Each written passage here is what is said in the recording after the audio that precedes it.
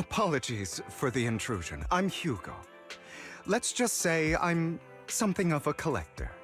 I've heard your video store is the most classy one in all of New Eridu, and I must say, it absolutely lives up to its reputation.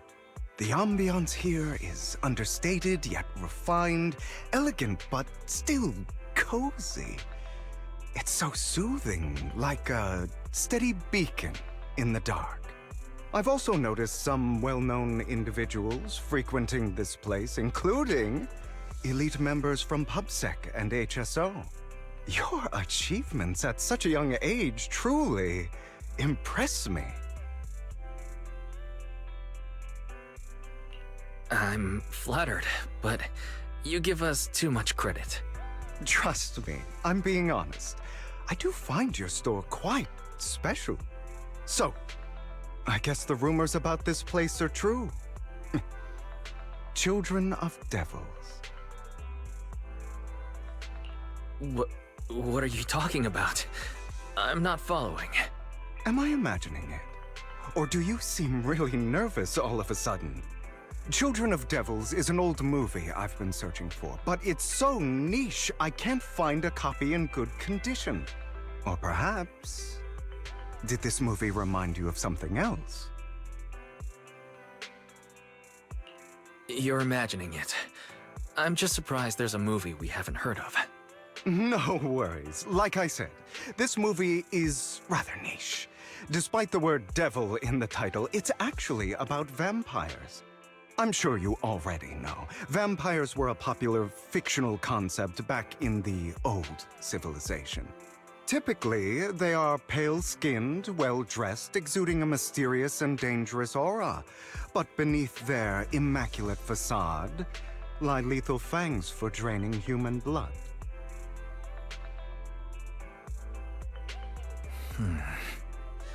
You kinda look like one.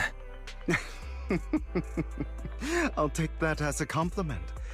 Too bad vampires don't actually exist in New Eridu.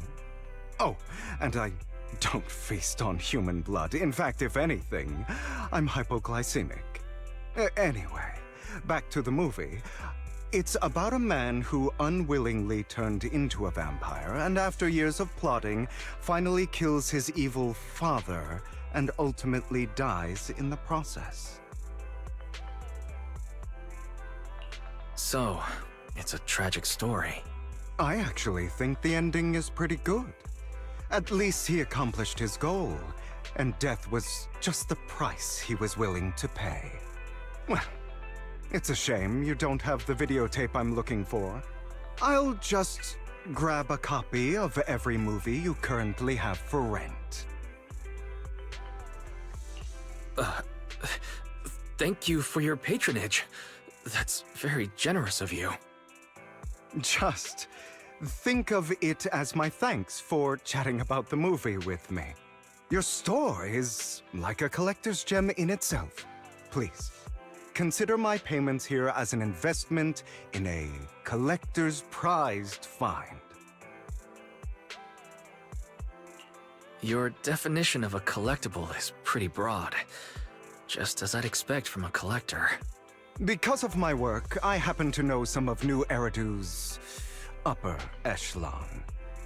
Some even collect human organs. Just some rumors circling around. Hope I didn't spook you. No worries. I don't scare easily. I've seen my fair share of crazy stuff.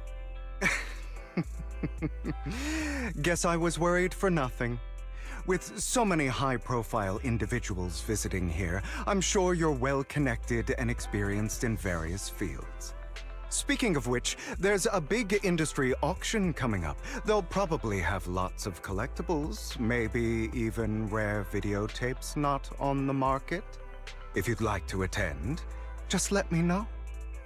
Oh, by the way, I saw a marketing event at Lumina Square. Looks like there's a raffle going on. Go check it out if you're interested. Maybe you'll stumble upon something exciting, especially at a place so close to the upper class.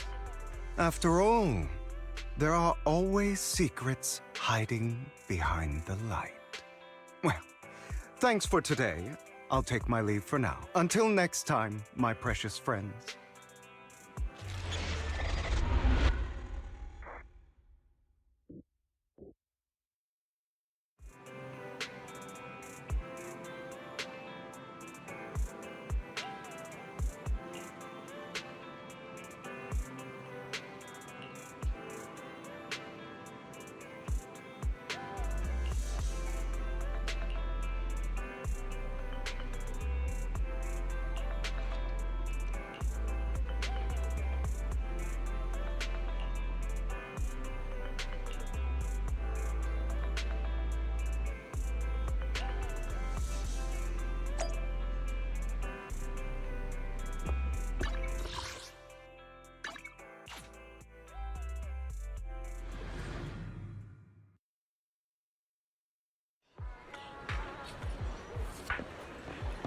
You there! Why not come try your luck? All sorts of prizes are waiting to be won!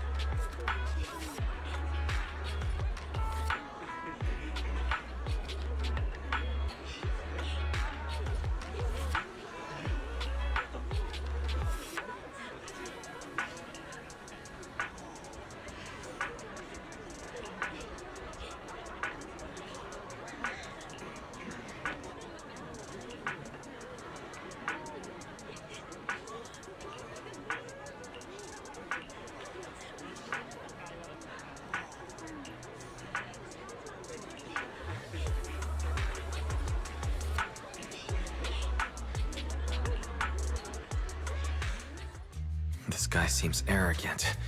Maybe I should take a tougher approach with him. Quit the act. I've seen right through you.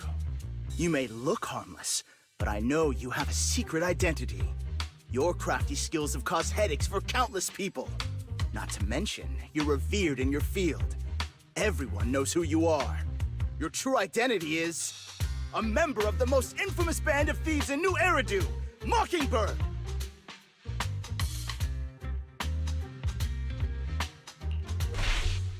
Actually, I'm more infamous than Mockingbird. What? You're even more evil than Mockingbird?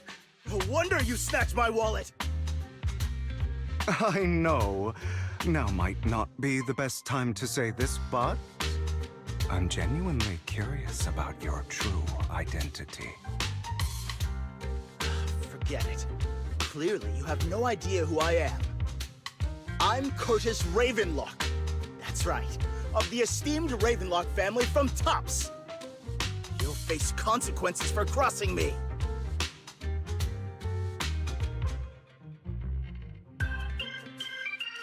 You're an esteemed member of Tops. Why join a raffle with us regular folks? Offense is the best defense. Seems like you've got that down. I'm only here because my family sponsored this event. I just joined the raffle for fun. It's not like I actually need the money. Anyway, you were the only one next to me when I lost my wallet. It has to be you. Just admit it!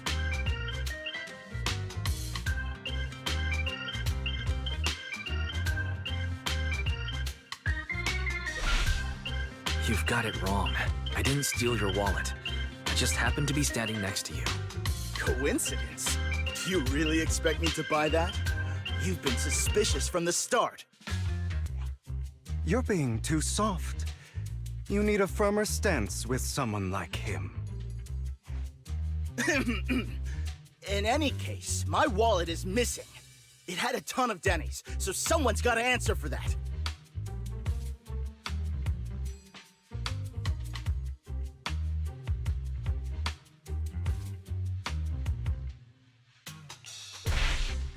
I bet you staged all this, and your wallet's been on you the whole time. What do you mean by staged? Why would I do that? Someone stole my wallet. It's theft! With all due respect, I doubt he's clever enough to stage anything. Clearly, your accusation is baseless, Mr. Ravenlock. Your outfit, while elegant, shows unironed creases and noticeable signs of wear. You've likely worn it for a long time. Plus, the wet ink on your cuffs suggests that you rushed straight here from your workplace. Likely so you wouldn't miss today's raffle.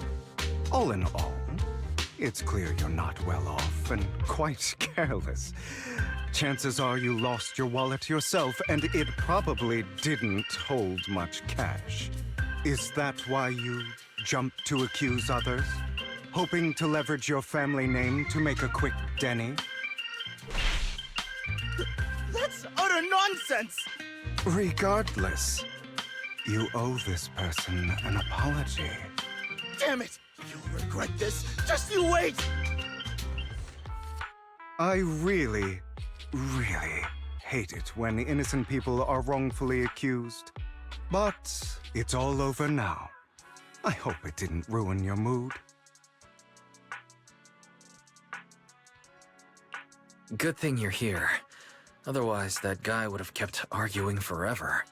I didn't really do anything. You outsmarted him all on your own. It's a relief to see him get what he deserves. He should have known what would happen the moment he falsely accused you. People like that should have a taste of their own medicine. That sounds fair to me. Unfortunately, we don't usually see such fairness in our world, do we? That's why sometimes I don't mind resorting to unconventional methods to right the wrongs. You seem to be implying something. Don't tell me... A good movie never spoils its ending. But feel free to speculate. Anyway, it was nice running into you. Please, accept this raffle ticket to mark the occasion. May it keep you away from shady people and situations and bring you good fortune.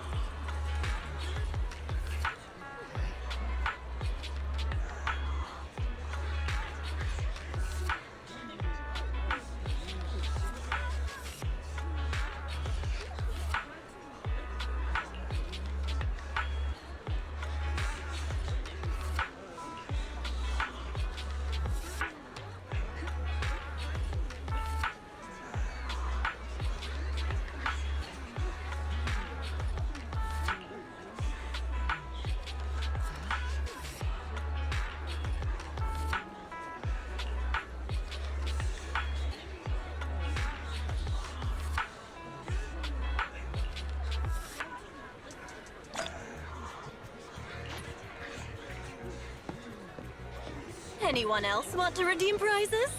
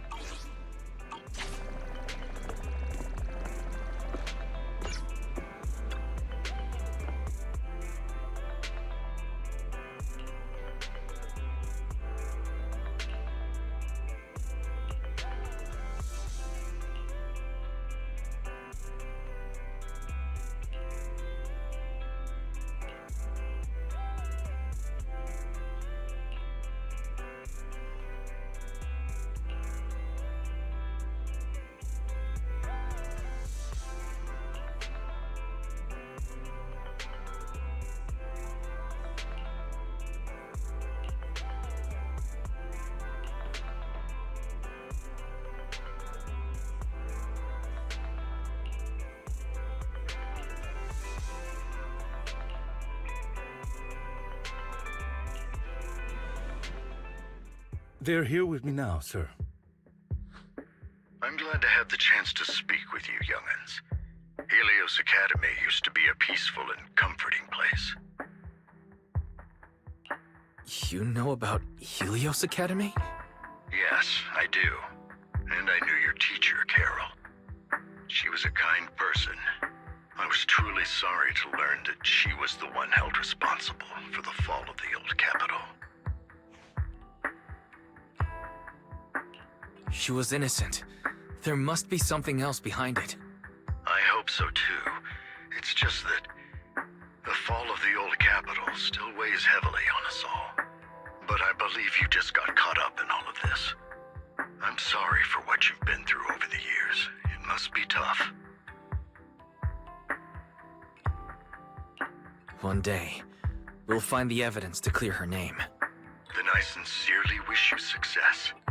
The real reason I reached out to you is to tell you something very important. Something about your eyes. I stumbled upon some of the data Carol left behind. She spent much of her time studying ways to minimize the side effects of your eye implants. Teacher. She was always looking out for us. Yes, which is why I believe this was her final wish. As her friend, I want to see it through. Simply put, your eye implants are directly linked to your brain, and their functionality depends on your body's limits. As a result, the HDD system takes up a part of your body's capacity. This leads to certain issues, the most notable being that it suppresses your innate ether aptitude. I brought in a team of specialists to analyze Carol's data samples, and after some effort, they created a plan to upgrade the HDD system. After the upgrade, the HDD system will operate with significantly reduced power consumption, allowing for a substantial boost in your ether aptitude, or rather, a restoration to its original level. Do you mean that once the HDD upgrade is done, we'll be able to enter the hollows ourselves without EOS? Exactly. You'll likely experience some discomfort at first, but you'll get used to it over time. I'll have the specialists from Marcel Group continue monitoring your physical condition to reduce the burden on your body and help restore your ether aptitude more effectively. Are you really giving us such advanced technology for free? Feels like there's gotta be some kind of catch. Besides, you must have known about us for a while, so why wait until now? I'm not asking for anything in return. As for why I didn't reach out sooner, truth is, from what I've learned, your eyes possess even greater power. Perhaps the power within you could affect all of New Eridu. But you must understand, power is a double-edged sword. It can be used against enemies or allies. As the mayor of New Eridu, I must ensure everyone's safety. So I hope you'll forgive my caution. I'd been observing you for some time. That said, I'm confident to say that everyone at Victoria Housekeeping speaks highly of you. Miss Bell and Mr. Wise are both kind and honorable individuals. I believe they'll use their power for the right cause. Yeah, they're both good people. Thank you for your kind words. Even though we have no idea what this power is. You're not just making it up to get our hopes up, are you? Of course not. It's just that I don't have much information right now. I'll let you know as soon as I do. Well then, I'll let Lycon assist you with upgrading the HDD system. Rest assured he'll guide you through everything. You should be able to follow him with your knowledge. If you would follow me.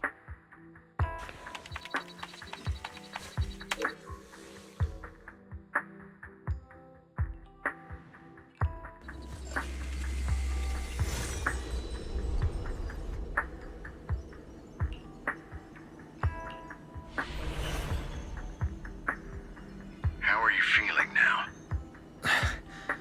All good, I think. Really? I'm feeling a bit off. Your body is adjusting. Give it time to adapt to the changes. As a precaution, hold off on entering the hollows until you feel better. I see. In that case, I'll sit back and help Wise for now. It's quite impressive one of you adapted so quickly.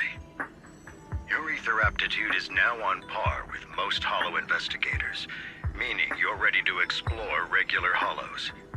But you must be careful at first. Lycon, Ellen, why don't you two go along? One of the data piles in the Hollow near the Metro is malfunctioning, and we need a skilled proxy to address it. I'll assign this task to you. Of course, you'll receive fair compensation upon completion. Take your time at the journeys ahead. You've got plenty of time to uncover your full potential.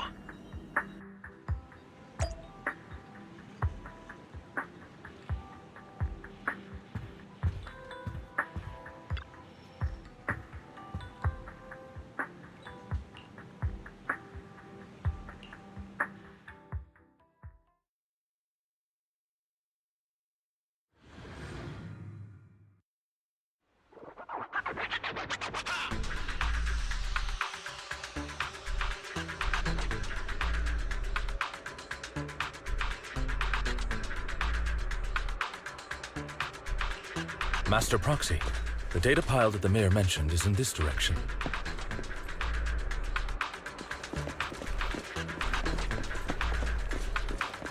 Let's keep moving.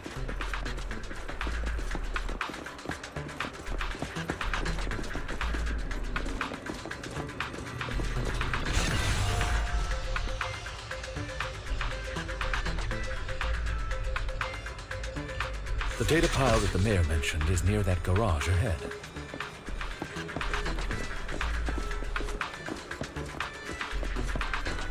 Let us make our way over. What a pain. There's nowhere else to go. We'll have to move the train.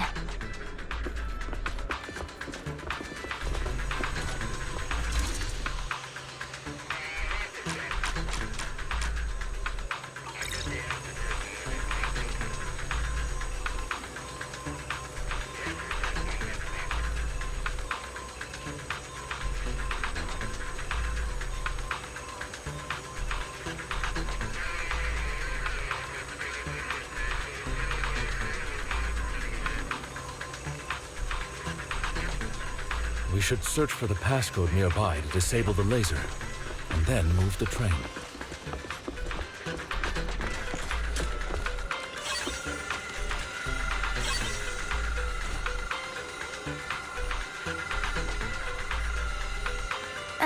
I get it now. We should be able to enter the passcode now.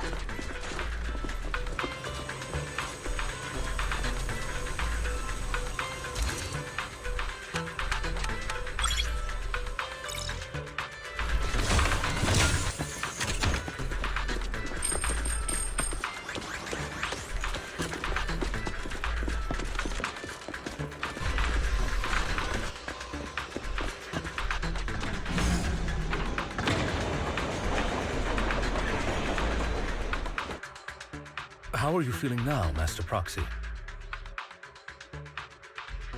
Fantastic. Never been better. I'm relieved to hear it. If you feel any discomfort, please, let us know at once. Yeah, I'll carry you on my back if needed.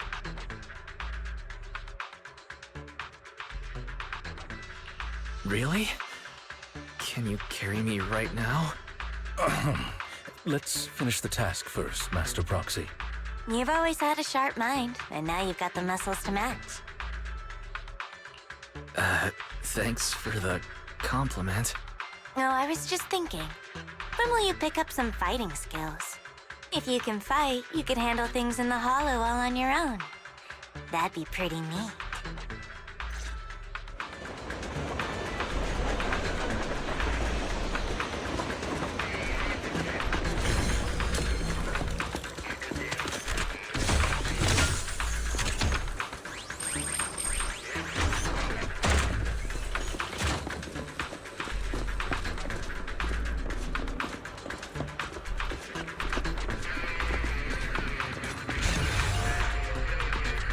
Master Proxy, the data pile is right up ahead. It's seems to be guarded, however.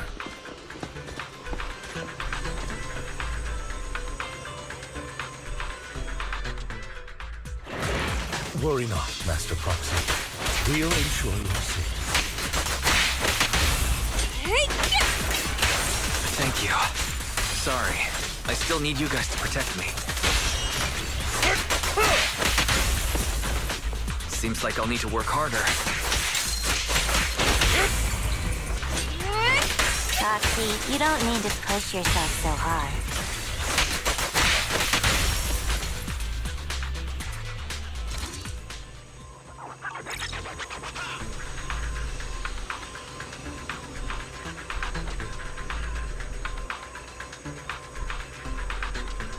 Huh.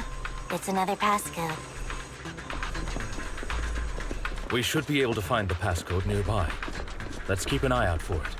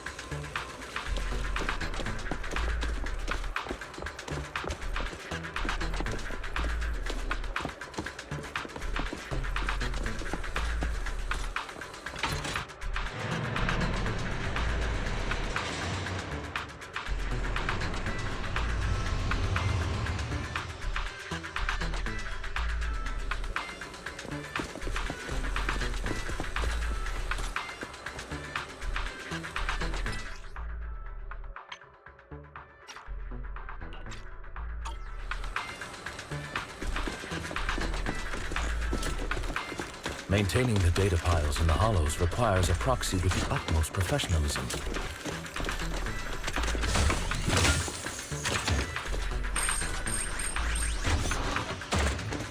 It is Victoria Housekeeping's honor to maintain a professional relationship with an outstanding proxy such as yourself.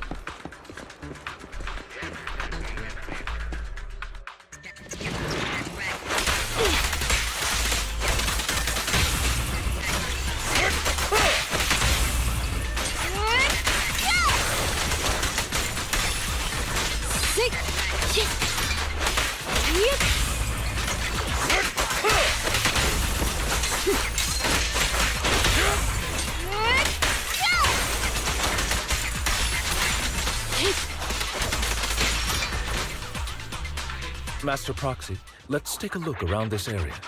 We might be able to find clues regarding the passcode.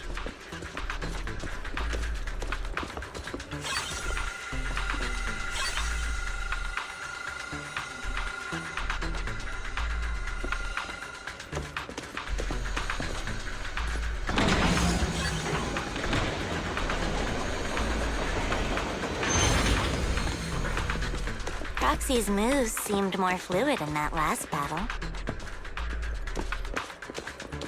Master Proxy, this should be the second passcode.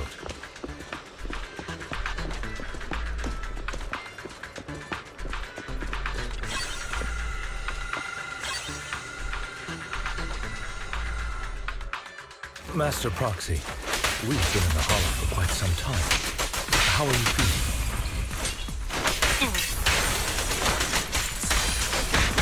At your service. I feel fine. Nothing unusual, actually. What a pain. That's good to hear. After all, this is the first time you've entered the Hollow since the system upgrade.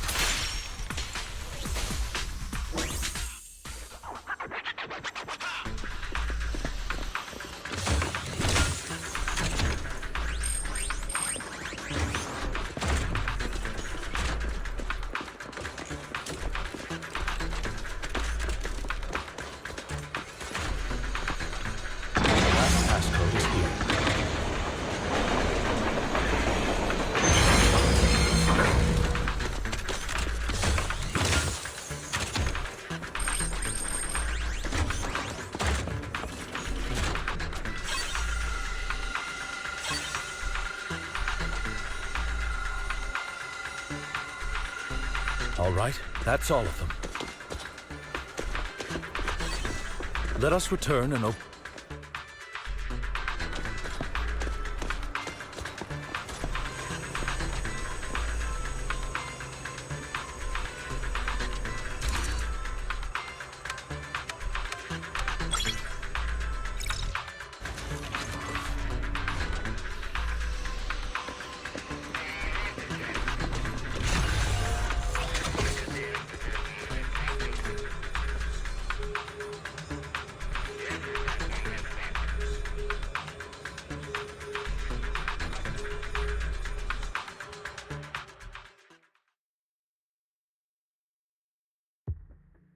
The mission was a success, sir. Master Phaethon's performance was outstanding. Excellent. You truly are exceptional. I'll be frank. I contacted you because I need your expertise for an important task. I'd like you to participate in an auction and help me secure an item up for bid. Hold on. Is it the same auction I heard about? The one with all the high-profile attendees? Yes, that's the one. I knew asking you was the right choice. Since you're aware of it, I'll get straight to the point. It's related to the sacrifice you encountered.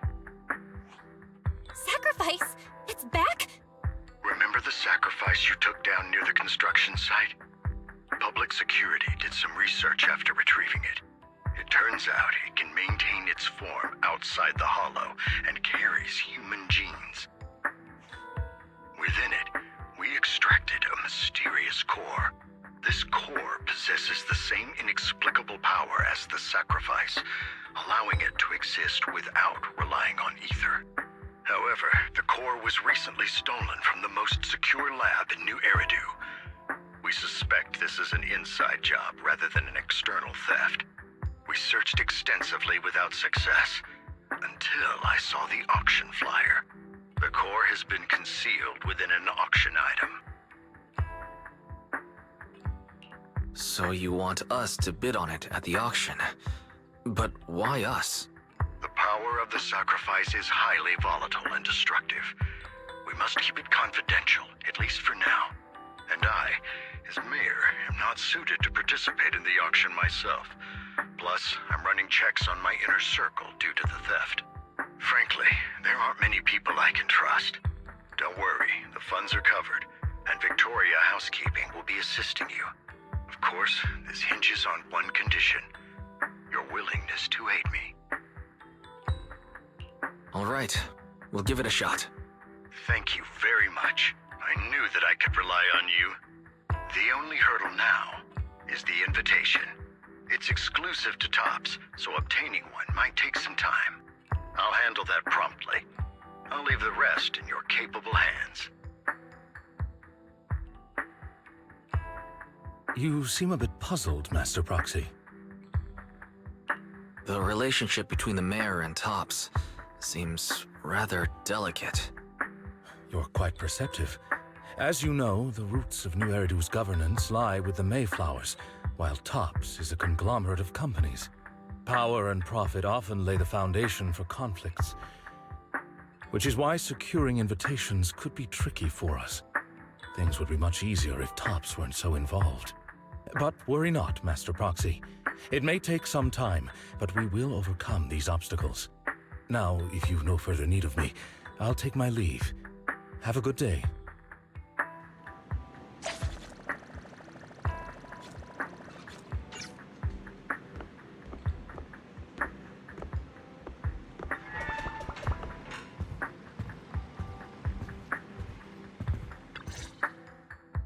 Didn't that collector Hugo mention if we wanted to attend the auction, we could give him a call?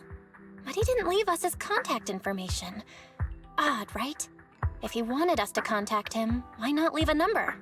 Did he just forget? Maybe he left a puzzle for us to solve, like in the movies. You've been watching too many movies, Wise. We need to separate fiction from reality. Come to think of it, Hugo did leave us a raffle ticket and said something weird. He said something cringy like, "There are always secrets hiding behind the light." Wait, don't tell me. I get it now. This guy watches way too many detective movies. Anyway, let's try contacting him. Aha! It's you! The manager of my favorite video store. Glad you've cracked my little puzzle. I've been waiting for you to contact me. I was worried I might have left a bad impression. Actually, I have a favor to ask. About the auction you mentioned. Could you secure 2 invitations for us? Ah, so you'd like to attend the auction? I'd love to assist, but unfortunately, I have some tasks at hand. But if you two can help me with my current task, I should be able to find time to get the invitations you need. What kind of task? Is it something I can handle? Nothing too dangerous, I hope. Don't worry, I would never put you in danger. Let's discuss the specifics in person. I'll wait for you at Dew Gardening Shop in Lumina Square.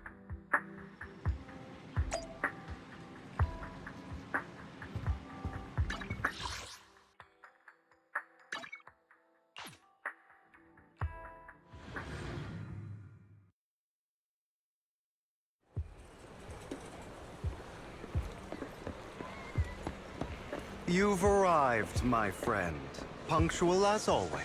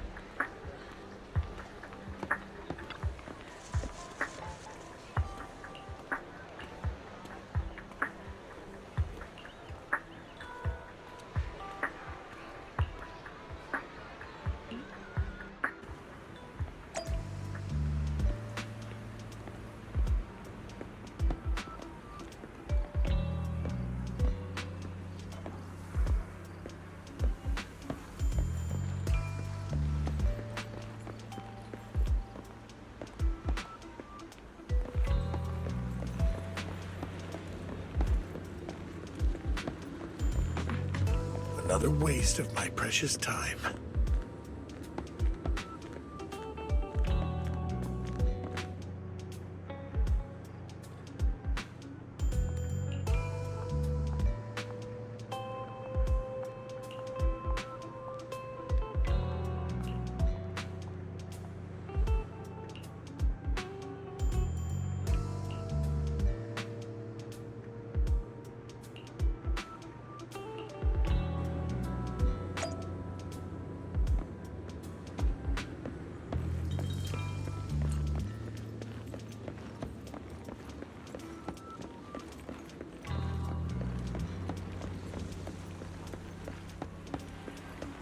This time, I'll lead the family back to the top.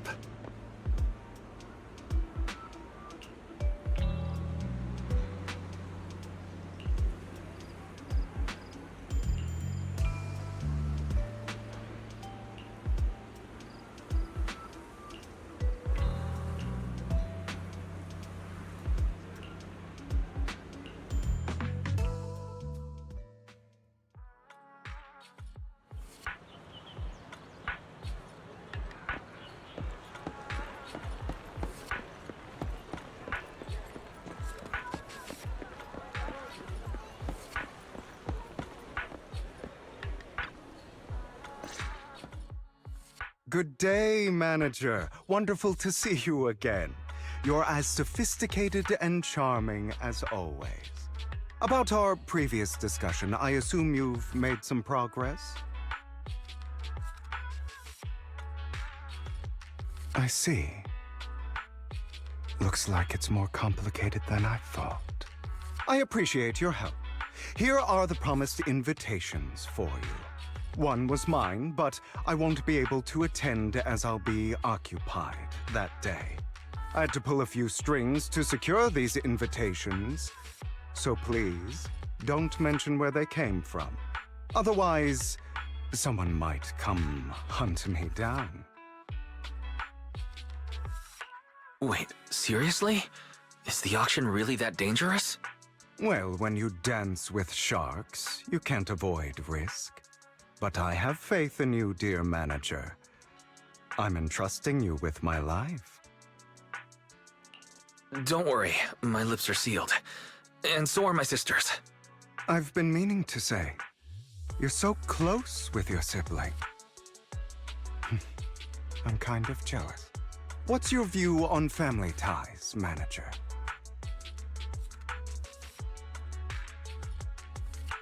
It's a bond you have to maintain carefully. Even as family, we might not fully know each other. For example, our... someone who was like a mother to us, loved us deeply, but also kept many things from us. Mother. Huh. For me, that word only brings fear, pain, and hatred. I once had a half-sister. Different mothers. Had? You didn't have a fallout over some big argument, did you? No, we never argued. I would like to try, but it's too late. She's been gone so long. I can barely remember her face. I'm sorry. I didn't realize it was a sensitive topic. My condolences. It's okay. I brought it up first, and it was ages ago. Anyway, back to what we were saying. It's highly likely that Hartman will be at the auction as well.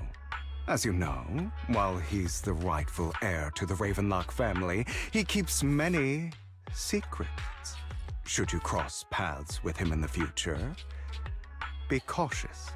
He's sitting up on his high horse looking down on everyone else, and he'll do whatever it takes to get more power. I hope these upper-class people eventually face the punishment they deserve. Too bad the scales of fate lean one way or another, unless someone steps in to tip them back. I digress. That's all for today. I have some errands to attend to, so I'll take my leave. Have fun at the auction.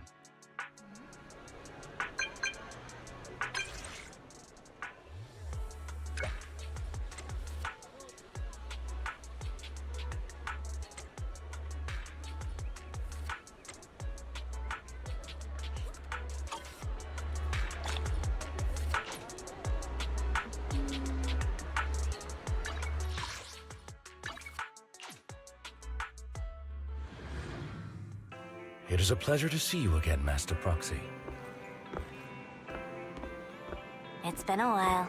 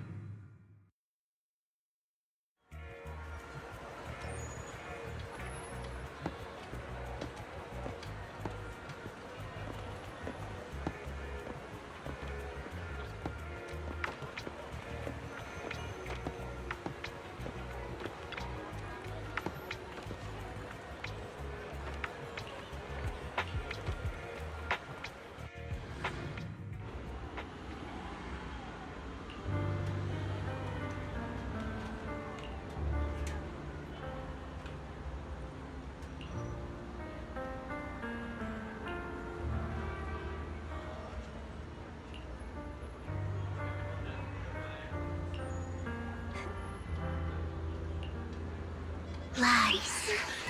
Deception. Betrayal. I see swirling mist, shrouding the truth in a deep, enigmatic haze. Found you. Chosen one.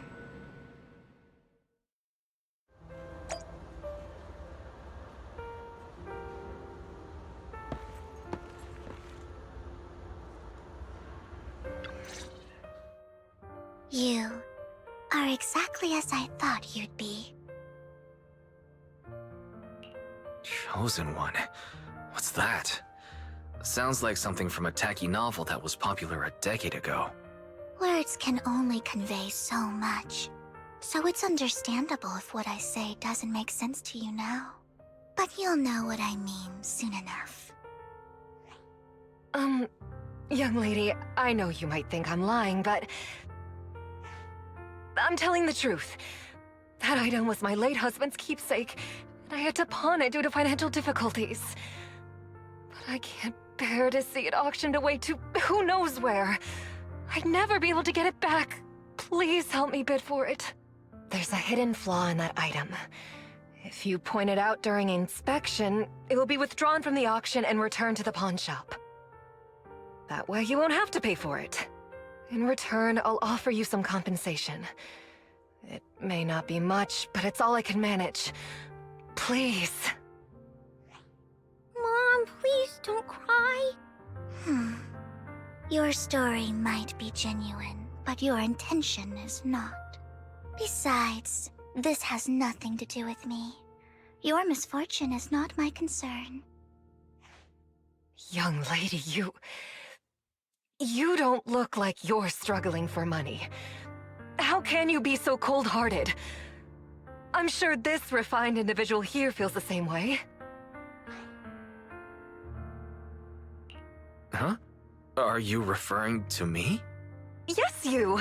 If you're willing, could you please... The auction is about to start. I'm not sure how you gained entry, but I'm sure you don't want to be driven out with your daughter. And you? Here's a little piece of advice. Don't let your sympathy easily sway you in an auction like this. Otherwise, you might get swindled. I'm Vivian, by the way. Pleasure to meet you.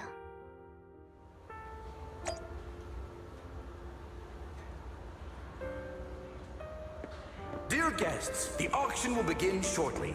Please make your way to the venue.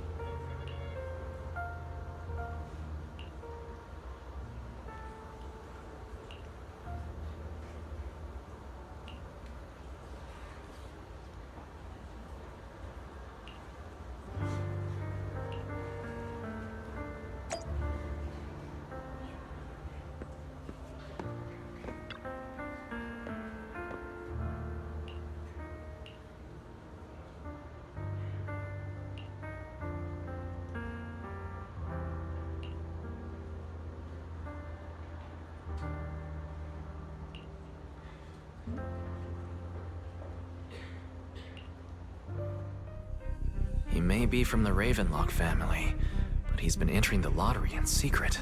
His financial situation might not be too great right now. Ugh, what rotten luck. I didn't expect to see you here. I won't back down this time.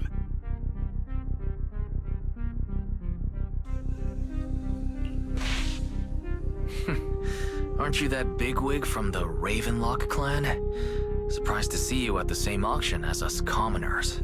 This is the top auction in the industry! I really don't know how you got an invitation, but I doubt it was through legitimate means. You seem a bit hesitant. His accusation isn't true, is it? You should just give up already. I'm dead set on getting this item.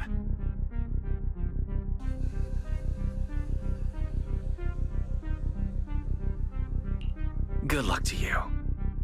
Host, I increased my bid by 20%. Where could you have gotten so many Denny's? A solid move, but perhaps a bit too costly for me. Okay. Let's not rush into inflating the price. Seems like it's just the two of us interested in the item. Why don't we discuss this in private first?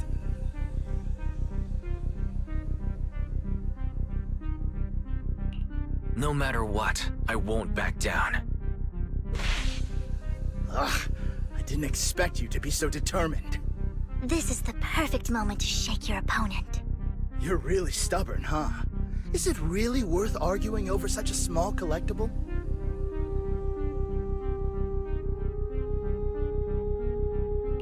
That's right. The Denny's in our pocket is our biggest advantage. Host, I'm raising the bid. The price is way more than it's worth. Forget it, I'm out. It's a bit overpriced, but it's still acceptable. Regardless, congratulations on your winning bid. Though in my opinion, its aesthetic style is a bit ahead of its time. But as long as you like it, that's what matters. After all, the true value of art is in the love people invest in it. The next item is truly exceptional. The final creation of a legendary artist, the only one of its kind in all of New Eridu. The artist's tale is quite fascinating. Unrecognized during his lifetime, his works were discovered by art collectors after his death and became hugely popular. Because of this, authentic works are few and far between, making each one incredibly precious. And this stunning final piece, anyone who loves his work won't want to miss it. Without further ado, let's get started. Starting bid, 200 million Denny's. If I can get it for under 500 million, I can still turn a profit. 300 million! If I'm not mistaken, Wise, isn't that the item the woman asked Vivian to bid on? Yeah, that's the one. If our budget allows, perhaps we should. 1 billion. Even if his final piece is a collectible of this quality, starting at $1 million right off the bat. Since she doesn't have to earn her own money, any bid is just a number to her. Was that Vivian? Wow, she just said, "Don't let your sympathy sway you," then went ahead and bid anyways. Yeah, but she can literally afford not to take her own advice. Oh, this elegantly dressed lady certainly has refined taste and deep pockets. So, is anyone ready to challenge this young lady? Invest in the legacy of a talented artist who left us too soon. Its value could double in the future. I'd advise against it. I'm going to bid on this no matter the price tonight. This young lady is certainly very confident. Our time is almost up at $1 billion. Going once, going twice, going 3 times. Sold for $1 billion. All right, ladies and gentlemen, that concludes the first half of the auction. Please feel free to unwind in the lounge for a bit, as more treasures await in the second half.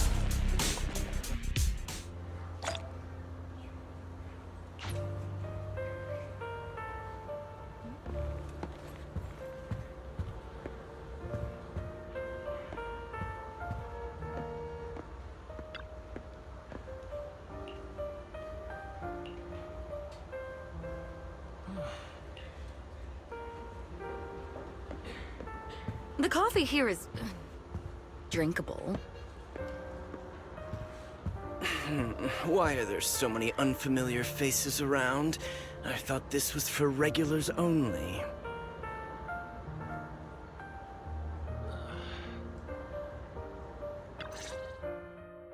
You have a strange look on your face.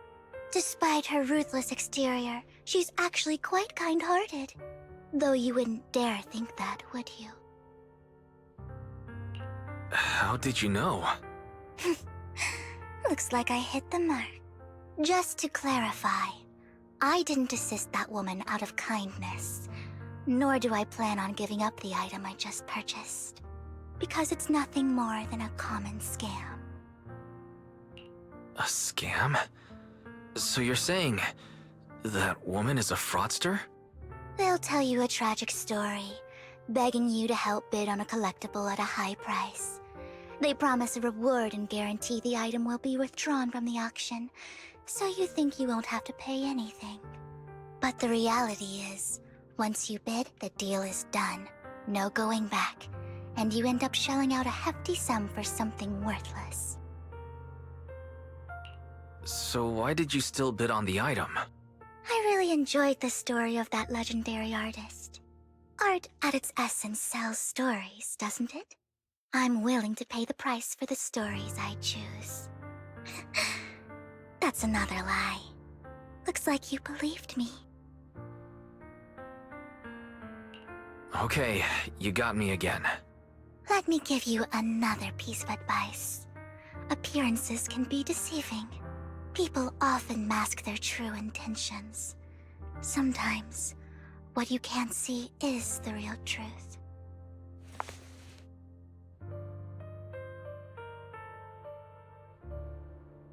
I hope next time you'll accept my invitation, and not that of these pretenders. I'll see you soon, my friend of many secrets.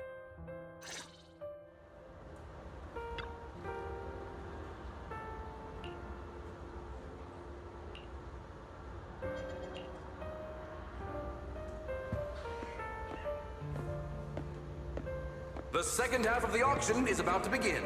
Please make your way to the venue.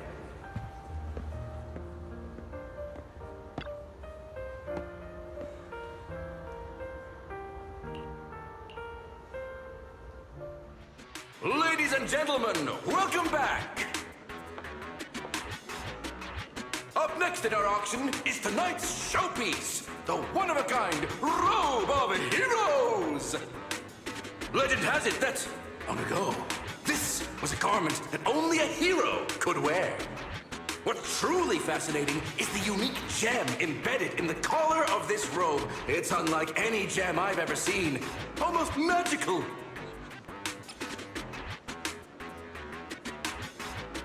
Wise, that gem's probably what we're looking for. Such an important item, yet it's just there on a piece of clothing, completely unprotected. How gaudy. This auction sure is busy. There's people of all sorts, whether they belong or not. Robe of Heroes. What a tacky name. Nonetheless, I'll secure it. In the name of the Ravenlock family. Yes, I see it. Seems authentic. Of course, I'll keep an eye on it.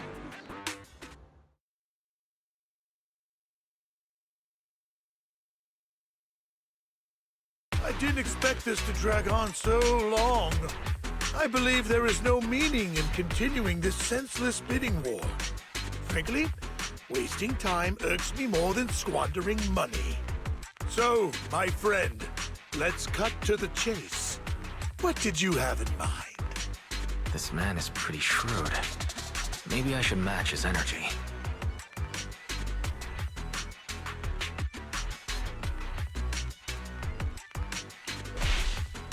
All I want is that Robe of Heroes. What a pity. We both have our sights set on the same item. It seems there is no hope of us coming to an accord. I'd suggest taking a less direct approach with someone like Hartman, lest he prey on your weaknesses. There are more antiques in this auction than just the robe. Why rush into this? You might find something else you prefer.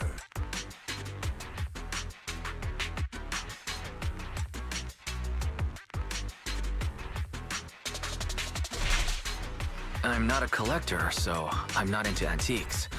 That robe just caught my eye. In that case, how about we strike a deal? All I want is that gem. So, if you cease bidding now, I'll take the gem and you can have the rest of the robe. How does that sound? You called our bluff. The Ravenlock family always gets what they desire. If you have any doubts, feel free to ask around.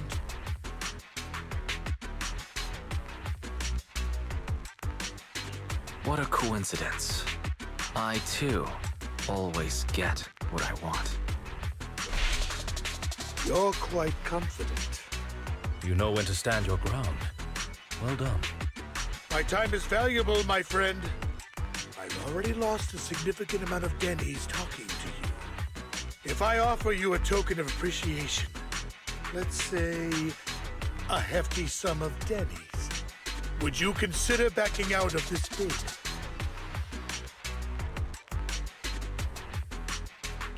Don't try to bribe me. I don't need or want money. For once. You're quite persistent, aren't you? It's been a while since someone dared speak to me like that. All right, since I can't sway you, we'll have to settle this with our financial power. But let me be clear. No matter how high it goes, I won't back down. Drat. Though the mayor gave us a substantial amount of Denny's, I have a feeling it won't be enough to win against someone with this amount of financial power.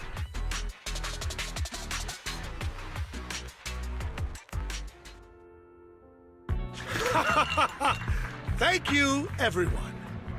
It appears I'm the final winner of this auction after all. Well, I'll be taking this masterpiece with me. Of course. I must extend my sincere gratitude to all of you. Damn it, we almost won! Ugh, Denny grabbing jerks. I got a message from Hugo. He wants us to... Look up? What happened? Why'd the lights go out?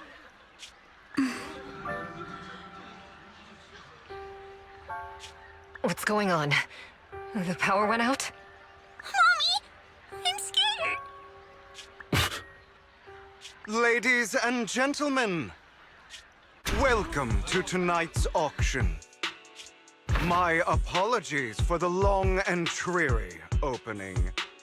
Losers always have a lot to say. That guy looks familiar. Is that... What are you all standing around for? Someone deal with this intruder! How uncouth. I'm simply here to reclaim what's rightfully mine. You! When did you? Well then, tonight's show is coming to an end. I wish you all a lovely evening. Yours truly, Mockingbird. After him! Catch that thief or forget about getting paid tonight!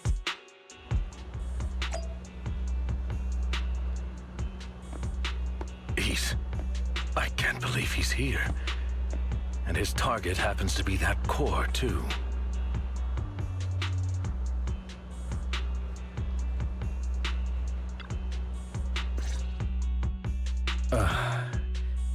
Forgive me, Master Proxy, but that... Mockingbird and I have... history.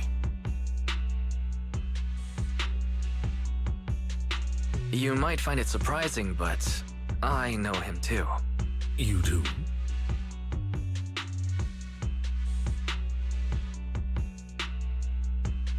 I see. So that's how you know him. Years ago, we founded Mockingbird, the Phantom Thieves Syndicate. Things started off well. We were young, with naive ideals and lofty goals, and we pursued what we thought was right. But One night, that all changed. There may have been signs of what was to come, but no one noticed them at the time, or perhaps we chose to ignore them. Eventually, I left Mockingbird and accepted the olive branch extended by the mayor. The separation was, shall we say, less than amicable. And my dearest friend became my sworn enemy. Master Proxy, if I may ask, what do you think of Hugo?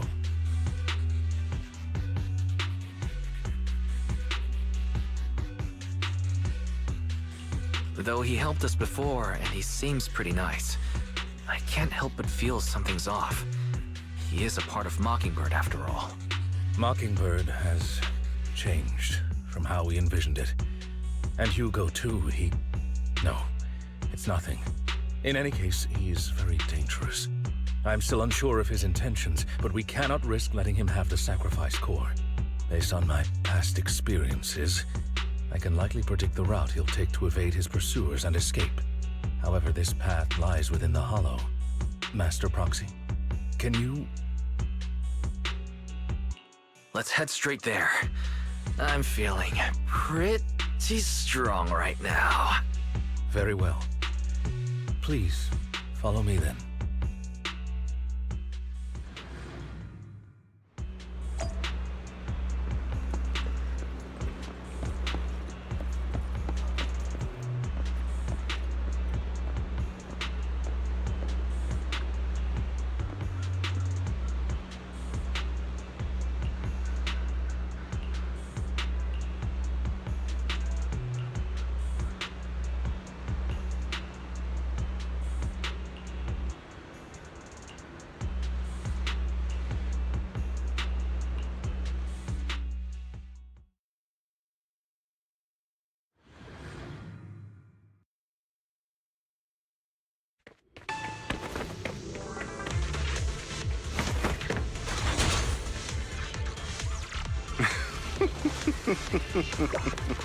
As I thought, Hugo really is here. When we were still working together, we would often choose routes that were difficult to attack yet easy to defend. Move, please.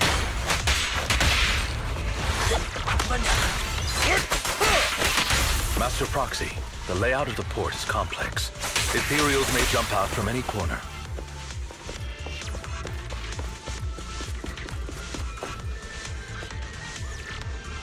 Be extra careful.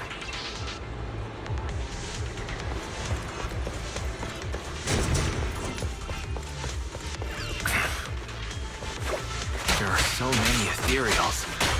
They don't seem to be phasing him at all.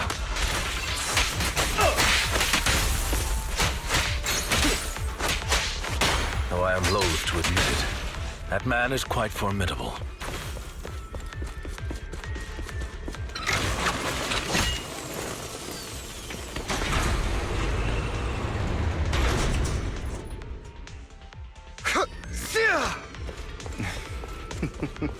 Goodbye, my friends. Pay his provocations no heed.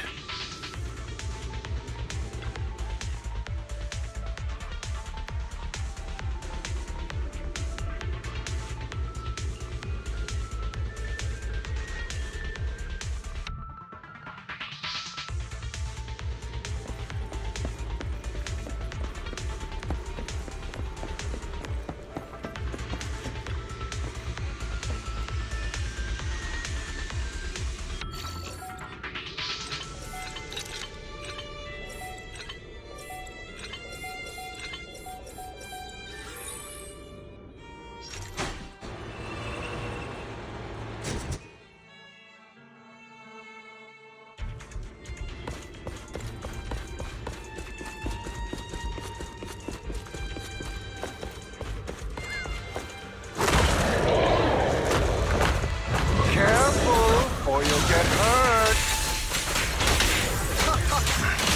I'm not going to let you have your way.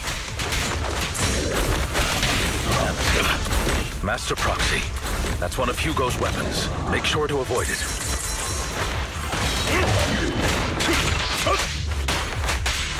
It may look like a coin, but it's actually a dart. It is extremely familiar with this place. Master Proxy, dragging this out will only be to our disadvantage. Let's proceed through here post-haste.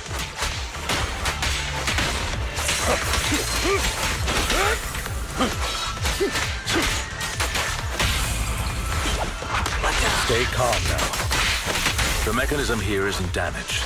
It's still functioning normally.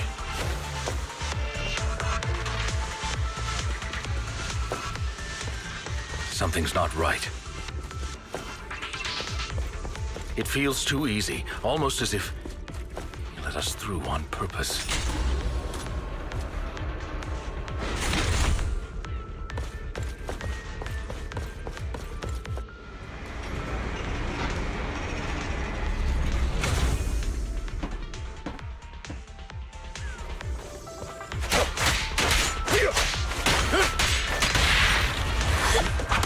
Stand still.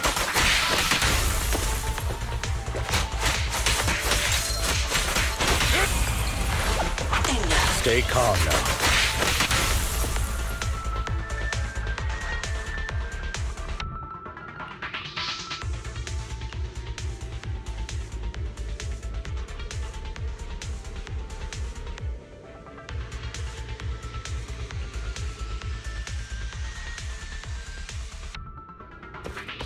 This must be the right way. Not to worry, Master Proxy. We'll be able to catch up to him soon.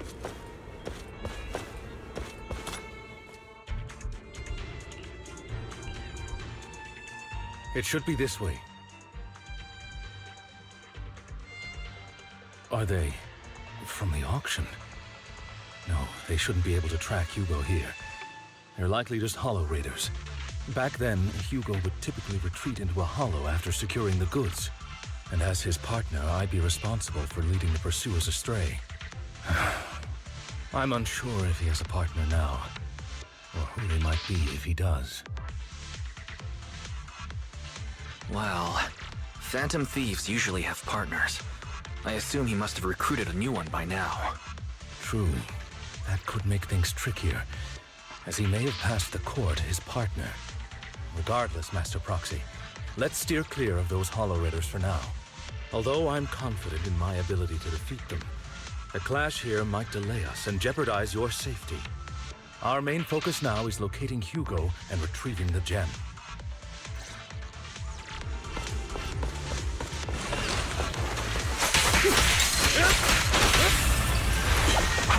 Stand still. Evade, now!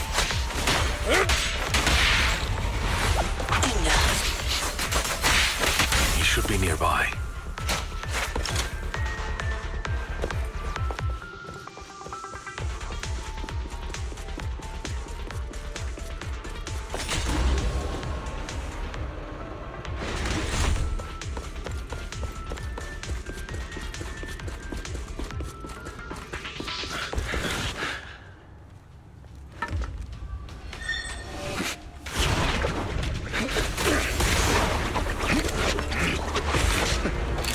Long time no see, traitor.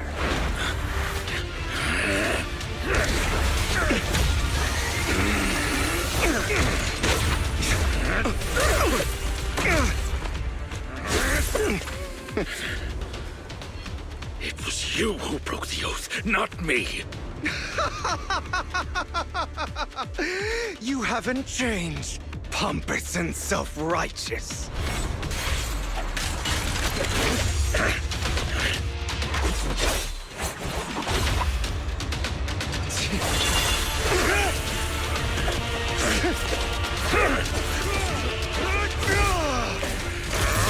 You're beyond reason! Both of you, enough already!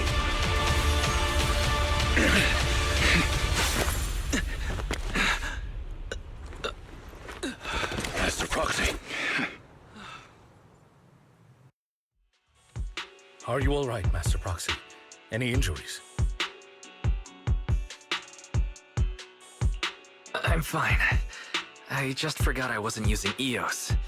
I thought your attacks would just go over my head. I'm not used to being this tall, I guess. Rest assured, Manager. My blade has always been steady. I'll never point my weapon at my allies, especially not you. As for that oaf, he has no sense of control in the heat of battle, even turning on his own comrades. I'd thank you not to spread lies. What? Are you denying it? I merely spoke the truth, didn't I?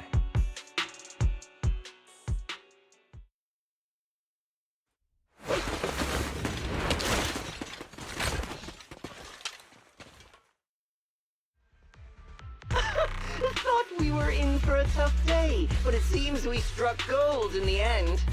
If you value your lives, you better hand over all your etheric resources and any other valuables you've got. I have no conflict with you, gentlemen. I'm here for personal reasons, not to mine ether resources. Cut the crap. It's been a rough day, and we need something to make it right. Whatever your business is, pay your dough or bite the dust. Pay our dough. This is the Hollow. You're not claiming this Hollow as your own, are you? Not even the current mayor of New Eridu would dare to make that assertion. Am I correct, Mr. Mayflower Watchdog? You sure have a mouth on you, pretty boy. Don't push it. We've buried idiots like you in the Hollow before, and soon you'll be joining them. I'd urge you to reconsider. Huh? Unfortunately, your kind advice has come too late. They've already worn my patience thin.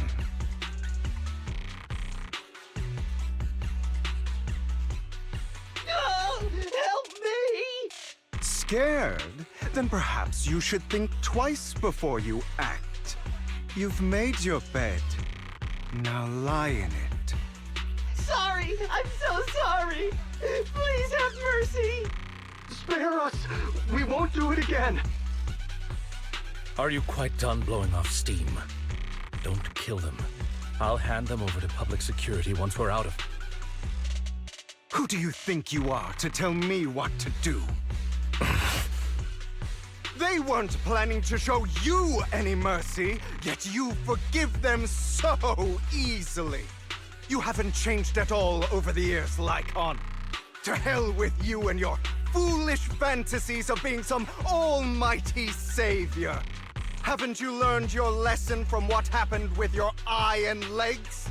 My principles remain unshaken. No one has the right to take another's life. Sinners deserve punishment. Do you know how many lives they've taken? I'm merely delivering the justice the world needs. It is not our place to pass judgment. I know I will not sway you. There's no point in continuing this argument. I will stop you. I always will. Go ahead and try. I will defeat you. I always will.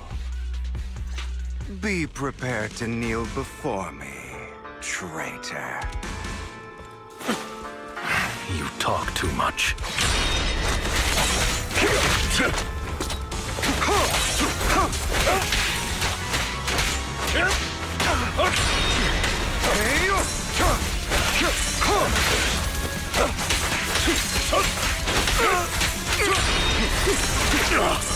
Is that all?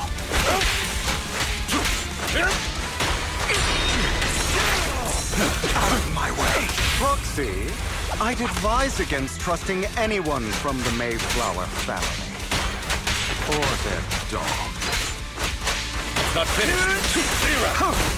How many bodies did the mayor step over in his ascent to power? Is that all? Do you two have to fight? My apologies, dear manager, but I'm itching to teach him a lesson.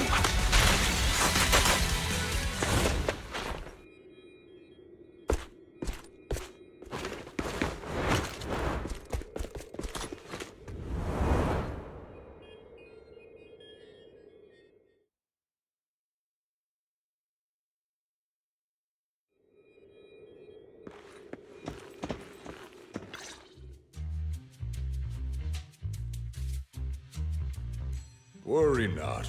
Mastery of my skills will come in time. But there's something more important I would like to teach you. Something about faith. Does a phantom thief even need faith? Of course. What else would we fight for? For wealth, fame, and power to stand at the top so nothing and no one can imprison us. Isn't that what everyone desires?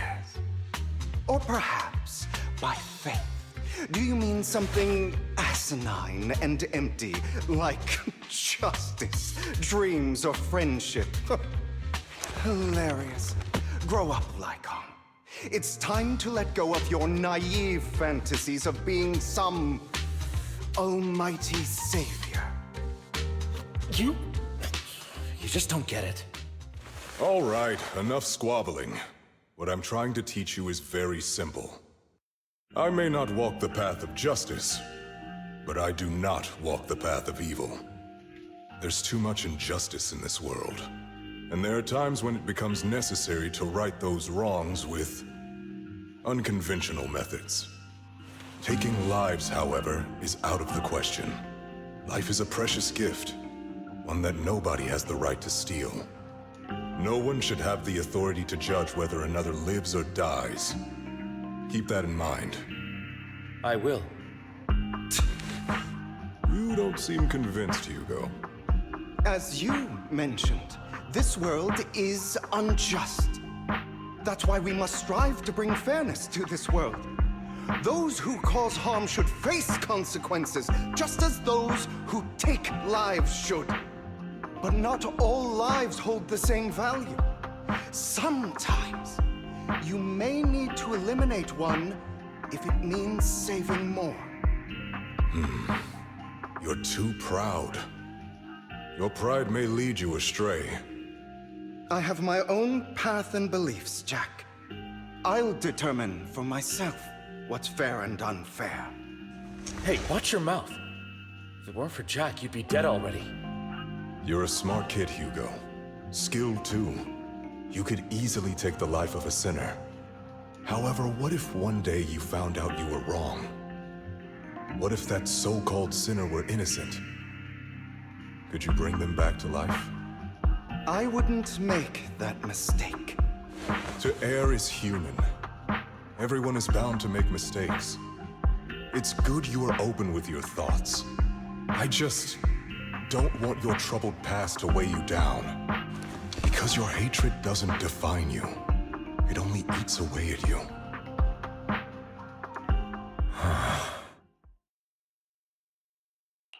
Are you okay, Lycon? You've been quiet for a while. My apologies, Master Proxy. I was just reminded of some past memories. Before Hugo and I founded Mockingbird, we had a mentor, Jack. He took us under his wing when we were in dire straits, imparting his skills and life lessons. But Hugo didn't agree with his viewpoints. Perhaps our paths were always fated to diverge. I've been curious for a while now.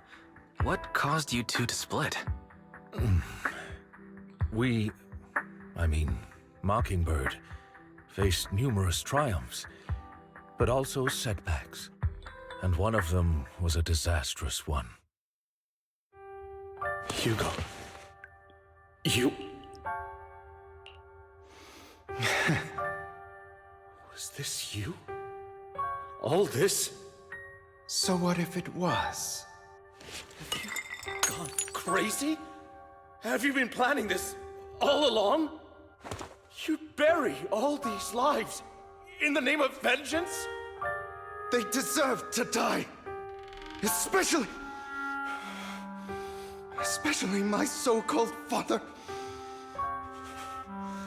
I should have killed him a long time ago.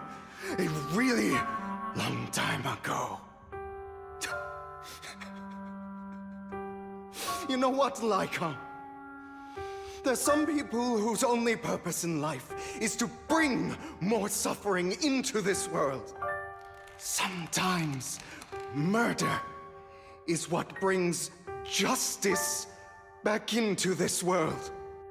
And for that, I must stain these hands in blood. Enough! I can't trust anything you say anymore. I'm leaving Mockingbird, now! Where are you going? Anywhere. Someone from the Mayflowers got in touch with me before. Are you mad? You know what those hypocrites in city administration are like. They're no different from tops. We fought them together all this time, and now you're leaving to serve as their lapdog. Are you going to turn your back on Mockingbird? Turn your back on me? The mayor is different from the others. But it doesn't matter. I'm not going to even try convincing you. As your friend, I'll give you one last piece of advice. Please, stop here. Otherwise, the day will come where your hatred and ambition will consume you.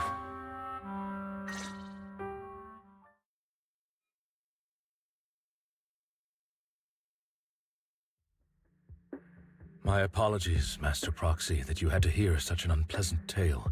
Hugo came from a powerful family, and his relationship with them was always strained, especially with his own father. So much so that Hugo wanted to personally put an end to him. After shouldering a mountain of injustice, Hugo ran away from home. That's when Jack and I met him. And that setback that Mockingbird suffered turned out to be intimately connected to his family. I had thought it was just a normal mission, when in fact he was plotting revenge. He took advantage of me and everyone else there. I do not mean to pass judgment on him and his decision, but I refuse to accept a partner who is willing to trample over other people's lives for their own desires. Perhaps his family left a mark on him that continues to influence him to this day. In any case, Hugo still has the sacrifice core. We should contact the mayor to plan our next moves.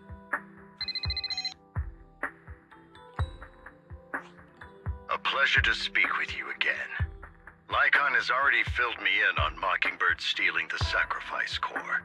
I'll deal with it. Anything else we can do to help? I mean, we didn't manage to complete our mission. No. You've done well. It's just not appropriate for you to get involved in what's to come. We've been through far more dangerous situations. Plus, we've dealt with Mr. Mockingbird before, so maybe we could help you. Really, I appreciate your kindness. It's just... Very well. Seeing as you're all people I know I can trust, I'm going to be frank. Not long ago, I received a letter declaring criminal intent. Sir.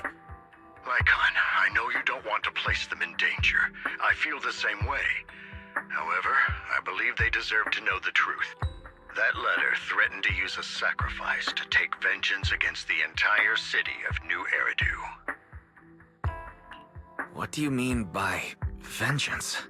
I believe the person, or the organization, who sent the letter is planning to use the sacrifice to mount a large-scale attack against the city. Everything we've uncovered so far seems to support this hypothesis. As you know, the sacrifice's true power is a mystery and cannot be controlled if anyone attempts to use it as a weapon. This is no small issue. If this gets out, it'll send the public into a panic. Please promise me you'll keep things confidential. Then let us help out. We can do our part too. But it's like I said before, it'll be too dangerous for you. Whichever way you look at it, you're still citizens of New Eridu, and as mayor, it's my duty to protect you. Plus, Carol would be furious with me if I put you in danger. If she were still around. Anyway, I'm not at liberty to discuss this matter any further.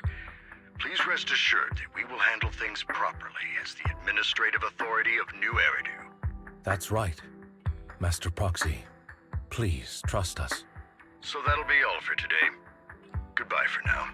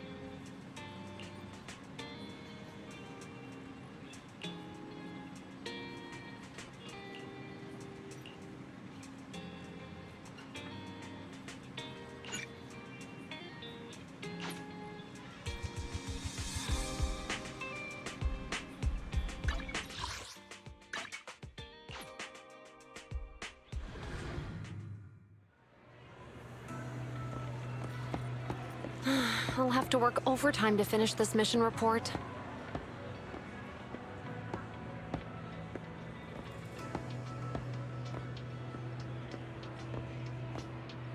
You're here!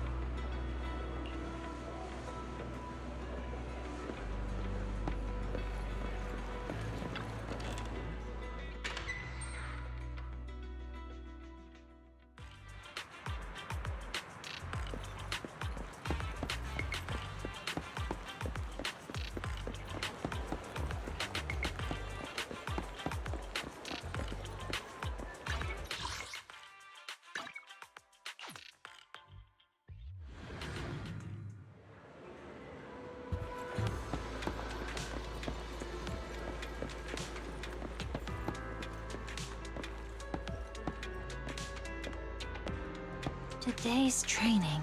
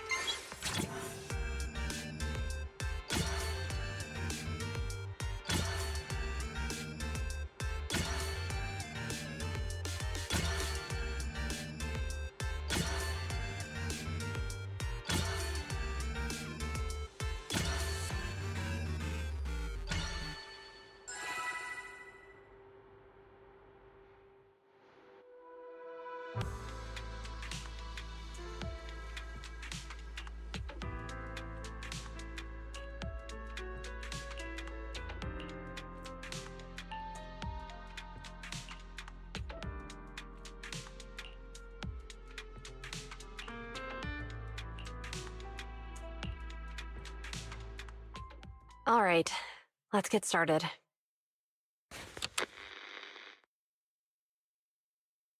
I'm probably not getting out of this hollow, but at least this tape recorder still works.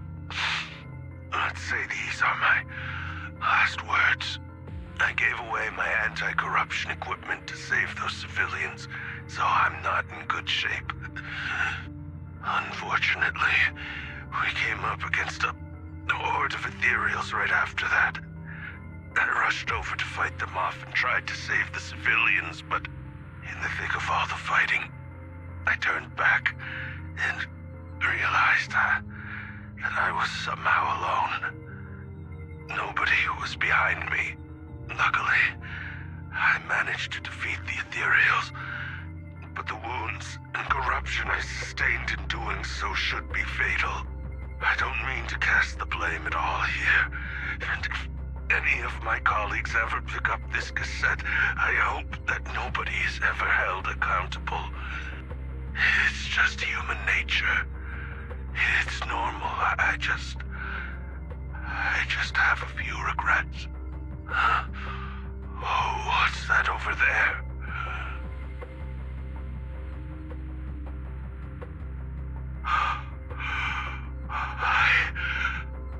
I've seen a miracle. Yes, that thing is right. So long as humanity is in constant conflict against the Hollows, we'll never be able to grasp true power. Only by embracing everything. It's the only way. Only by embracing this power can everyone survive. Oh, Creator, please grant me this!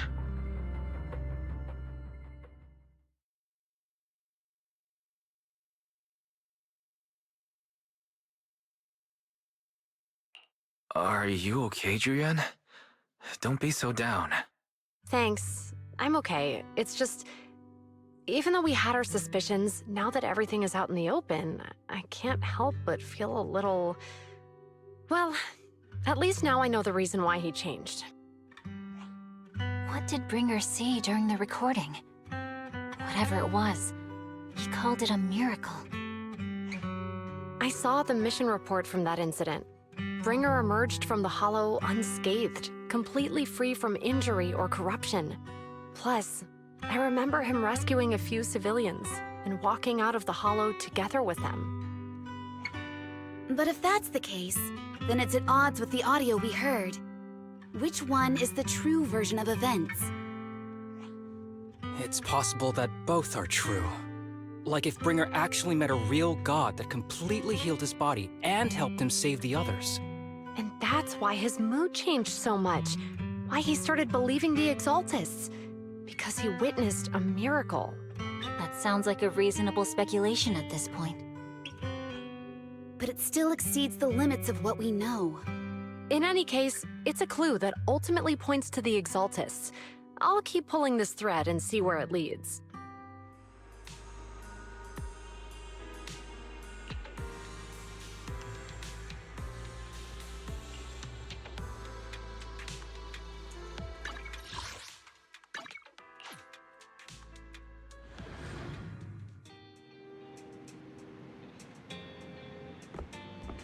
I've been waiting for you for quite some time.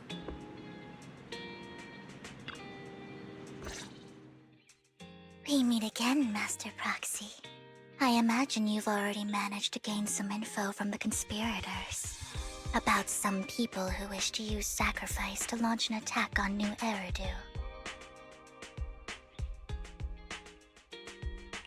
So you know about that? I only just found out myself. Because I've been watching you this entire time. I know many things. But unlike those hypocrites, I'm willing to share info with you to show my sincere hopes of working together. I need to find Bringer's belongings. Bringer's belongings? Did he even leave anything behind? Oh, he did. I have complete confidence in my intelligence network. All the more reason for you to work with me. You've probably already guessed, but what Bringer left behind will be crucial for cracking the alleged sacrifice attack. Find it, and we'll finally know what they are after. Who do you mean by they? The Exaltists, of course. They're always lurking whenever something related to sacrifice comes up. Actually, the Exaltists and I, we have a bit of shared history. But no more than that until you officially agree to work with me. All right, I agree to work with you. Splendid. I like people who don't mess around. By the way, might I ask, you're not proficient at in-hollow combat, are you? Well, you know, I'm a proxy after all. As I expected. Not to worry. You're an invaluable proxy. All I require is for you to guide me. I mean, not even my darling Lord Phaethon can fight in the hollows. Hang on. What did you just say? Your darling Lord Phaethon? That's right. The best proxy in all of New Eridil. Lord Phaethon. Don't tell me you don't like him.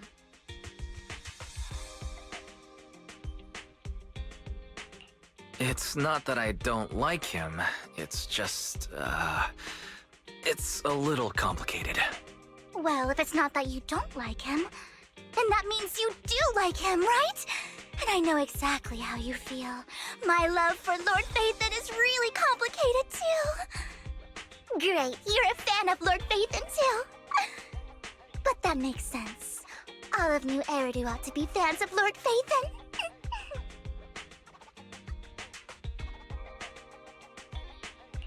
How should I put this?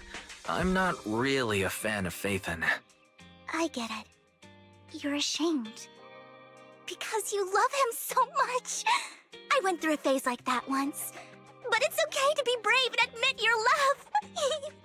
Relax. I'm with you as you make your journey, fellow fan.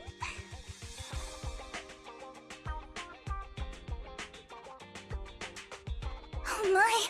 Once I start talking about Lord Phaethon, I just can't help myself. Look at the time. I suppose that's all for today, then. I'll be in touch with more news.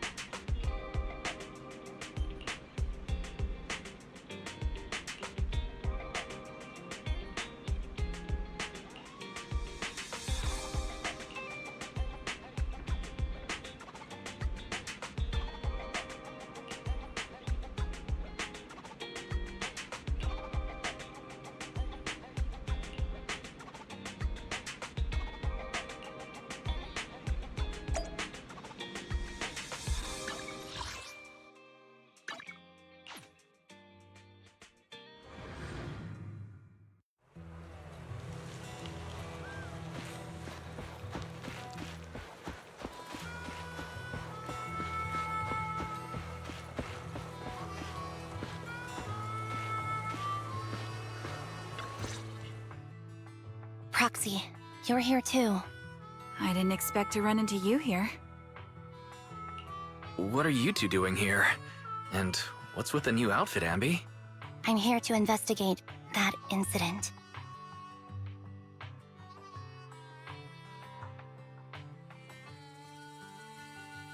I've recently dug up some clues about the person behind the operation, but my key contact is ultra cautious and keeps demanding me to prove my identity. So, to gain her trust, I decided to meet her dressed like this. Now that everything is completely finished, this uniform doesn't really represent anything in particular. For me, it's just another outfit now. We all have to move on someday. I'm helping her. I want to make sure whoever's behind all this is caught. And who's this young lady? This is my friend, Vivian. We're here investigating a few things ourselves. Ambi, one of the Cunning Hair's most powerful members. And Trigger, an Opal Squad sniper. It's an honor to make your acquaintance. You know us? Looks like someone's done our homework. Is it because of the proxy? You two are practically celebrities. And because of my work, I've got loads of info when it comes to anyone with a name around New Eridu. I see. Seems you're handling your work well. Let's prepare to enter the Hollow. Unless you have any further questions, we'll be taking our leave now. You're going into a hollow? Proxy, you plan on going in like that? Yeah, that's right. I've recovered quite a bit lately, so I don't need any protective equipment in the hollows.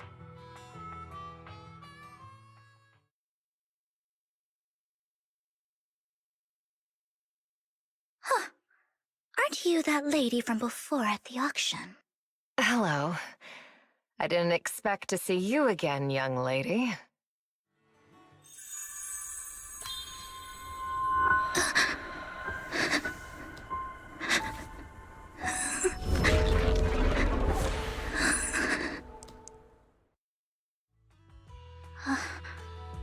Vivian, are you alright?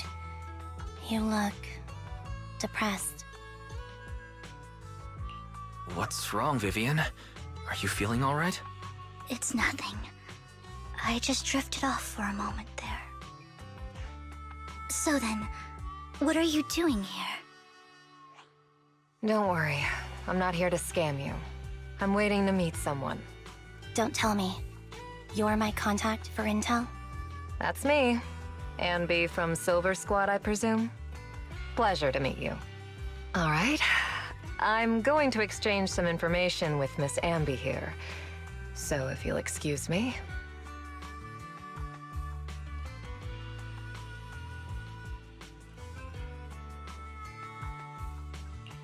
You aren't looking so good.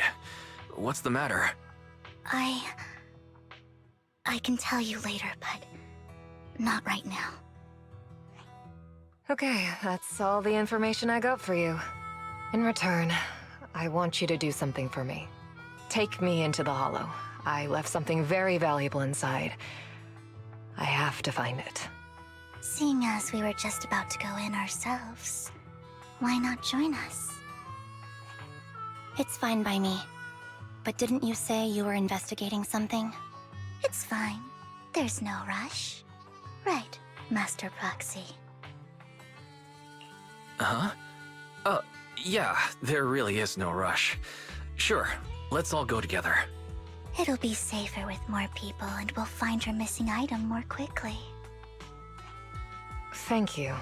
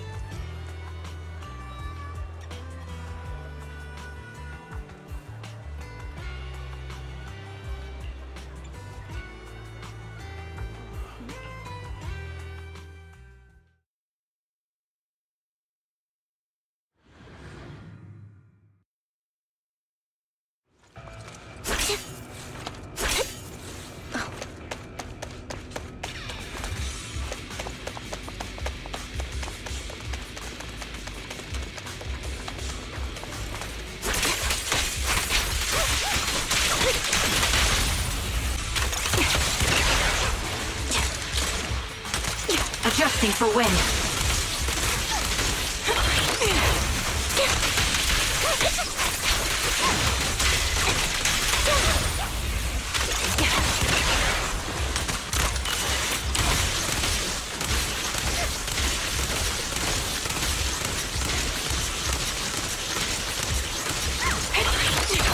Target locked.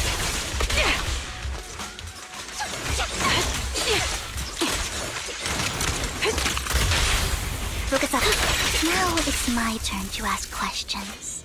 What exactly is it that you're investigating?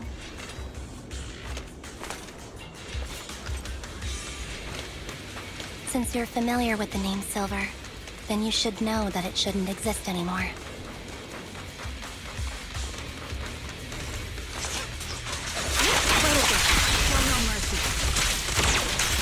What I'm investigating has something to do with it.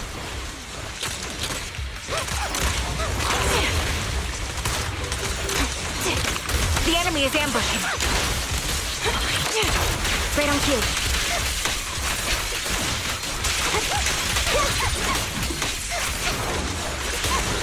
Got you covered. A perfect conduit. Holding position. Focus. Fire support ready. Fox, let's use that fissure to head to the next location.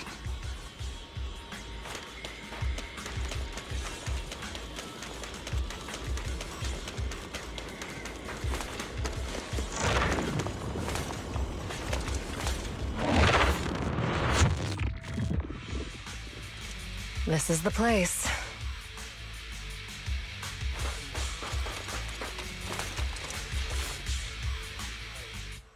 So, what is it that you're looking for? A ring. I was excavating ether here before and accidentally lost it somewhere. Please, could you all help me find it? It has to be somewhere among all this stuff here. Sure, I'll start looking. I'll go with you. I'll stay here with her then. Thanks, but you don't have to worry about me. Go ahead and accompany the others. I'm sure it'll be faster that way. And sorry for wasting your time like this. I know it might sound strange, but I'll be so happy if my daughter grows up to be capable like you.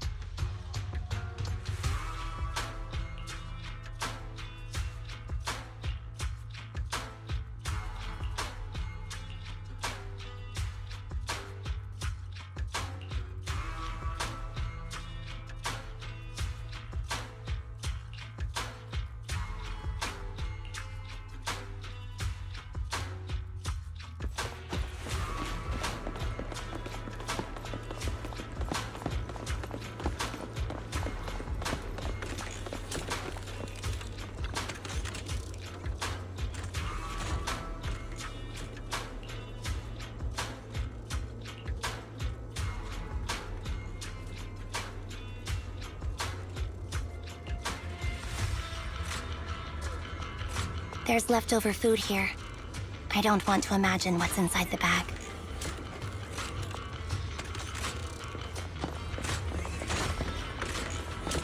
Neither do I.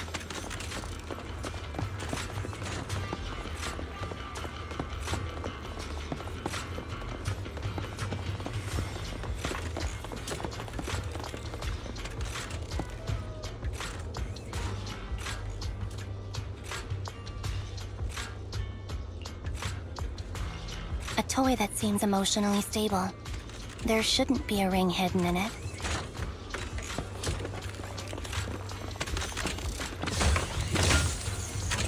It's pretty cute.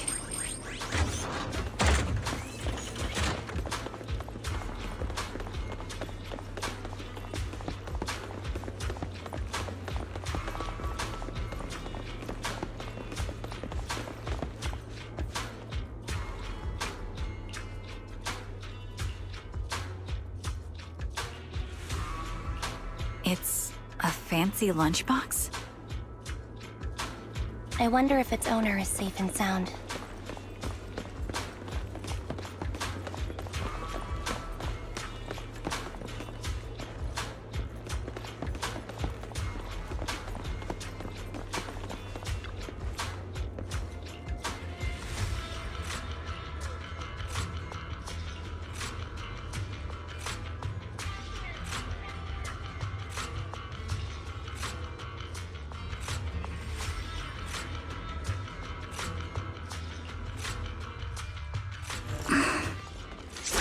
What's wrong, Vivian? You seem worried for a while now.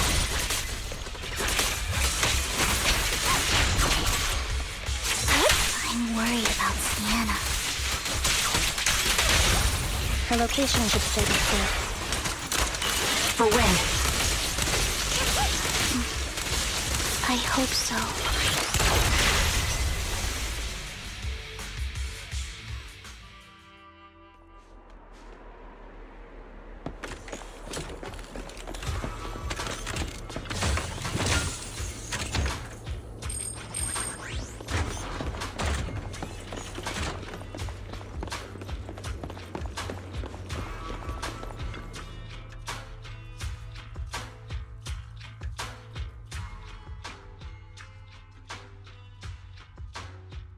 Her vital signs are gone. What happened? I guess this was her final scam. There's one thing I must remind you. Your time is running out. I'm not sure how you can tell, but you're right. I'm going to die in here. That's my plan. I'm very sick and don't have much longer. If I try to get treatment, it'll just be a burden on my daughter. So I scam my way through a bunch of physical exams and managed to take out a hollow corruption policy through Ravenlock Insurance. Once some time has passed, could you please take my corrupted body out of the hollow? That will secure a generous compensation package for my daughter. It's only what the Ravenlocks owe me. A pity, yes. But it's the only way I can squeeze it out of them. What makes you think that will help you? I just trust you will. I'm just awfully sorry you had to get involved in this, but it's something I must do. I have to leave something behind for my girl. I have to give her a chance at life. If it's okay, could you also please pass a message to Mira for me? Tell her, don't worry. Even if Mommy's body is corrupted, withers away, and turns to dust, my love for you will always be there. Thank you. You're a good kid.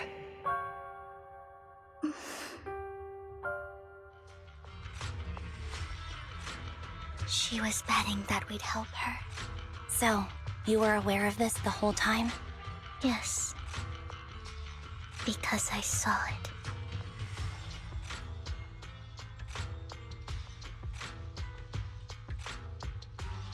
You might not believe me, but I've had this ability to see the future since I was a little girl. But the things I see are always something bad. Plagues, deaths, disasters. That's all I've ever been able to see. It's all that kid's fault! She's seriously jinxed. I always try to avoid her. Otherwise, she'll say something rotten that ends up coming true again. Prophecies, she says. Like she's not the one bringing the bad luck upon us. It wasn't me.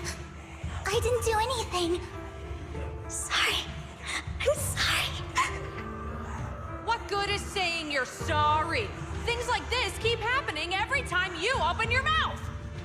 How unlucky. She shouldn't be here. Nobody wants her around. If only she would just disappear. I just wanted to warn you all. I'm sorry.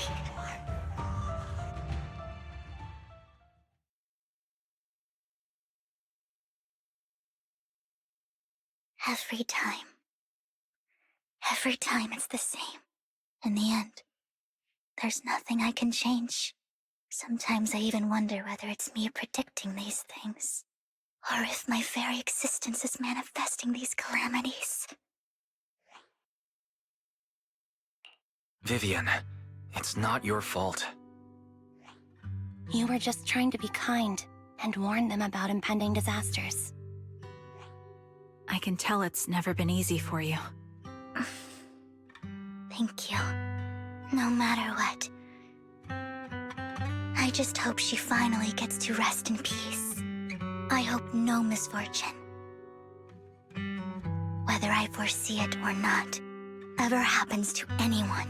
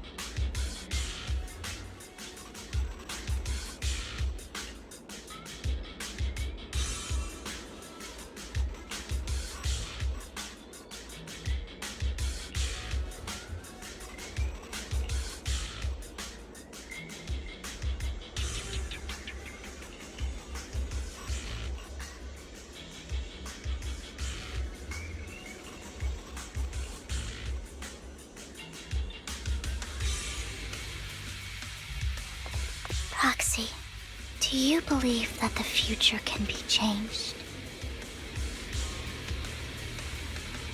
That's quite the sudden question. I think that it can. Is that so? In my memories, this has happened countless times already. I finally see these misfortunes. Keep up the... Why can't I even have a sliver of happiness?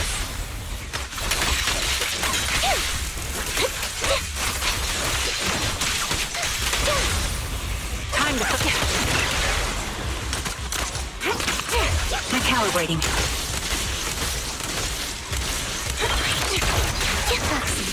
The fissure that we're looking for is up ahead.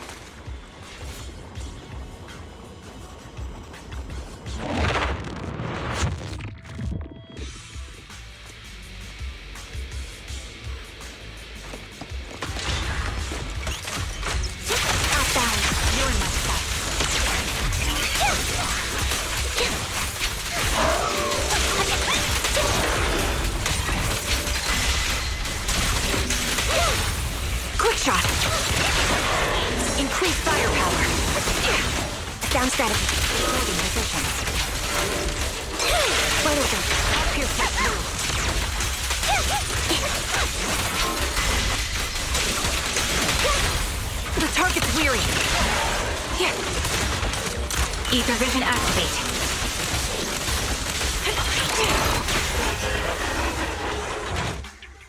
I think it's about time. We should take that lady out of the hollow. You guys go on. Thank you. She gave us the intel we needed, so this is the least we could do. I hope everything else goes well for you. Master Proxy, is there anything you'd like to know? You can just ask.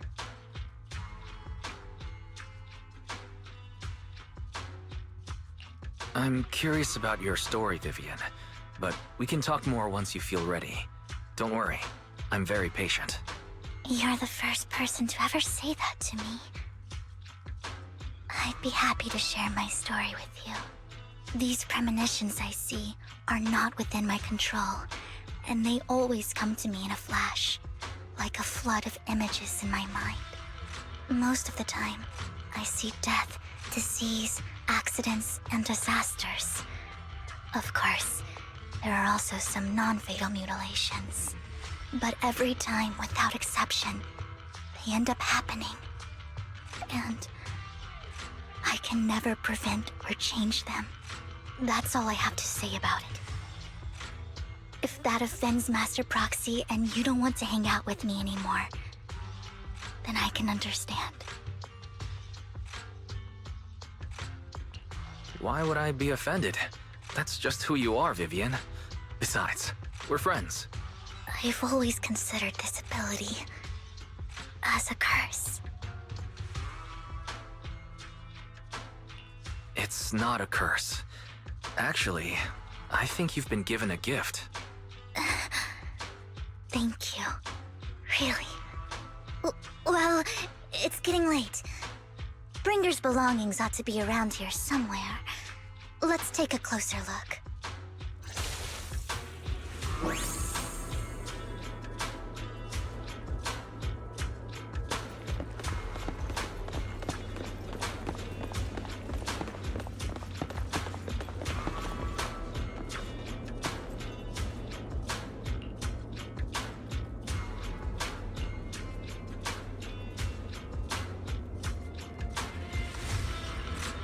Looks like it isn't in here.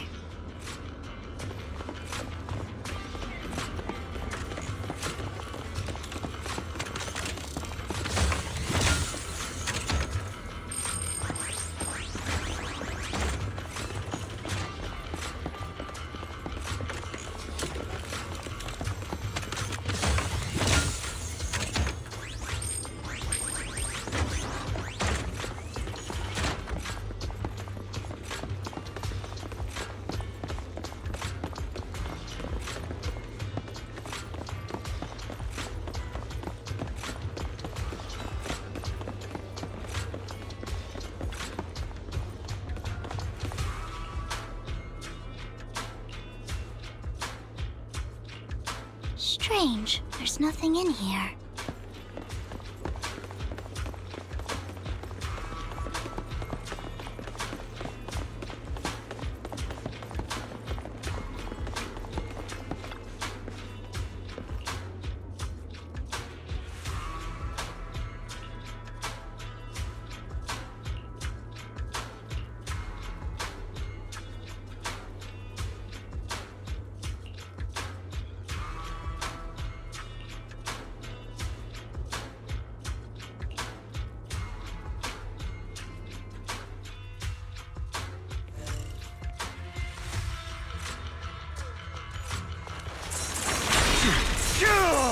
Out of my way!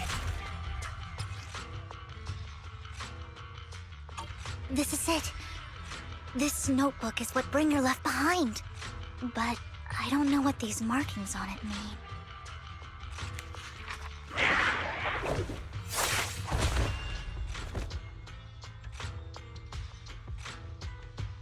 Well, hello, Master Proxy.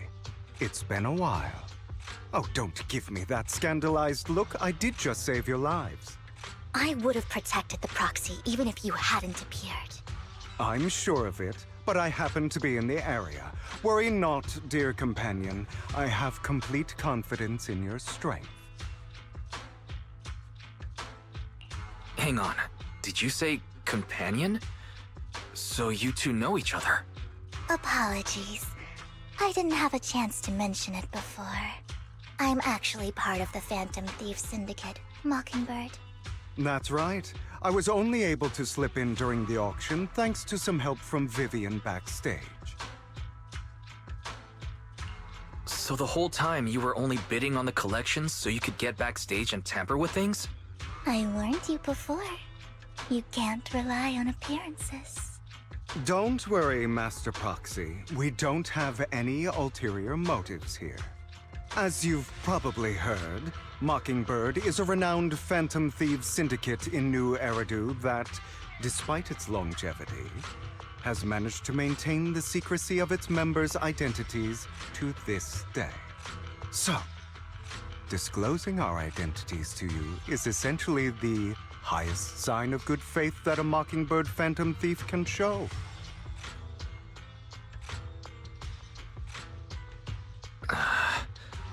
I guess that makes sense. Your trust is most appreciated. Mockingbird's purpose is very simple, really. To form long-standing and cooperative relationships with outstanding proxies like yourself. We need your abilities. Before you make any decisions, please allow me to briefly explain the concept behind the Mockingbird Syndicate. We all know there isn't anything in this world that's fair. A prime example being the uneven distribution of wealth. People from tops splurge on luxurious collectibles, while the poor have to gamble with their own lives just to get by.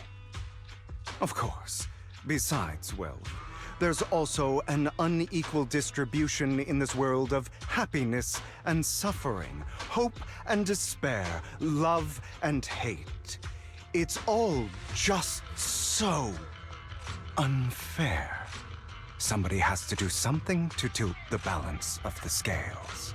And thus Mockingbird was born. We take from those who have far more than they deserve and give it to those who deserve to have more. If you ask me, that's enough to be considered a form of justice.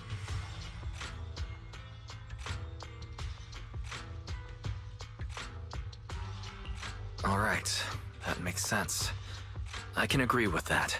Thank you. I knew if anyone, you'd understand. However, aside from these philosophical considerations, we also have a crisis on our hands to deal with. As you know, the Exaltists are plotting to use the power of sacrifice to launch an attack on all of New Eridu. We can provide you with all the latest intel, just like that notebook you found. Something those pompous housekeepers would never be willing to do. And the most crucial part of this whole game, the sacrifice core, is currently in my possession. I think that makes this a highly competitive deal. We share the same goal for the moment, stopping the impending disaster from playing out.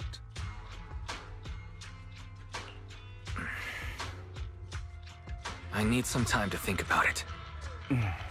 How about this? If you still have misgivings about our upcoming cooperation, then why don't you bring Lycon along with you? He's got the support of the mayor's office behind him, and his presence alone is enough to keep me in check. That would put you more at ease, right? Of course, you're welcome to bring some other friends along, provided they aren't from public security or HSO.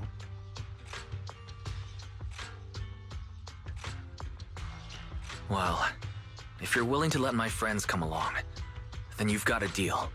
Great. It's a deal. By the way, Proxy, this is for you.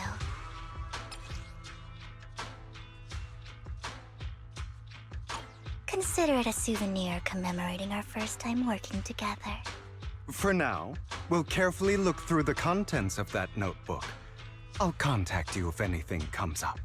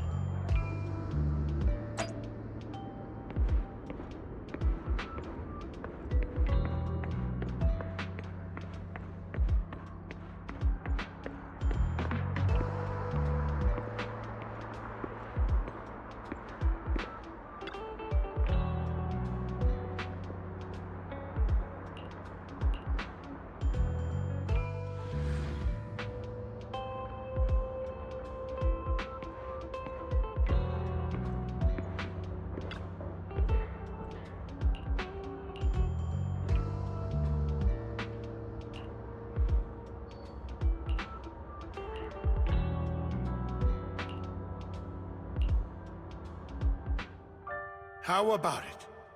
Will you work with me? Not bad. Let me be honest with you. I have the sacrifice core that you're after. I am Mockingbird. So it's you. I never thought you'd be so bold as to come see me alone. Relax, my friend. As you know, if I can sneak into such a heavily guarded auction, then naturally, I can just as easily slip away right now. I'm here with the sincere intention to seek cooperation. I can give you that sacrifice core. And what do you want in return? Wealth, glory, power. The things everyone else in the world wants, I want them too. And I'm confident that as the current heir to the Ravenlock family, those are all things you can give me. Then you've certainly come to the right place. My family is working on a big project. If things come to fruition, Ravenlock's status in TOPS will significantly improve. At which point, I'll be sure to leave a spot for you. Naturally, as an outsider, you're precluded from handling any of our core business. But profits from the scraps alone will be enough to set you up for life. Mr. Hartman, I think you've misunderstood me. I have no intention of joining the Ravenlock family. In fact, I have an art gallery under my name that does pretty well for itself. I was hoping you could recommend me for TOPS. You want to join TOPS? That's easier said than done. Even for a family like ours, it would still require significant effort and... Just answer me yes or no. I don't think either of us can afford to waste time. I understand. Yes, you have my word. But in exchange, you'll have to give me the sacrifice core first. I'm sorry, but I'm afraid I can't. I've already hidden it somewhere safe, a place nobody else but me knows. You don't want to put all your chips on the table when dealing with TOPS. I know that far too well. Then that means I also need to keep an eye out when working with the infamous Mockingbird, right? Mr. Hartman, I should remind you that I stand before you undisguised. Coming from a phantom thief who's never publicly revealed his identity, shouldn't that be sufficient assurance? If I betray you, then you merely need to lift a finger to wipe me from the face of this world. You do make a valid point there. In that case, you have a deal. I appreciate your trust. Why don't we celebrate our new partnership with a toast?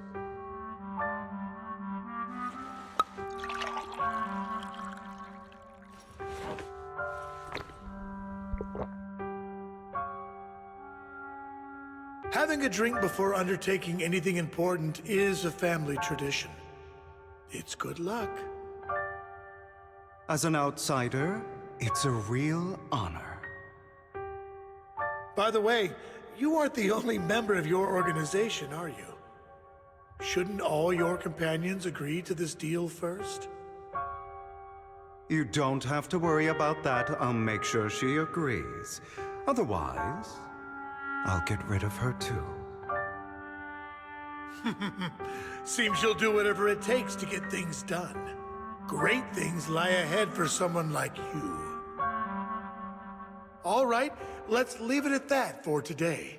I'll contact you about what to do next.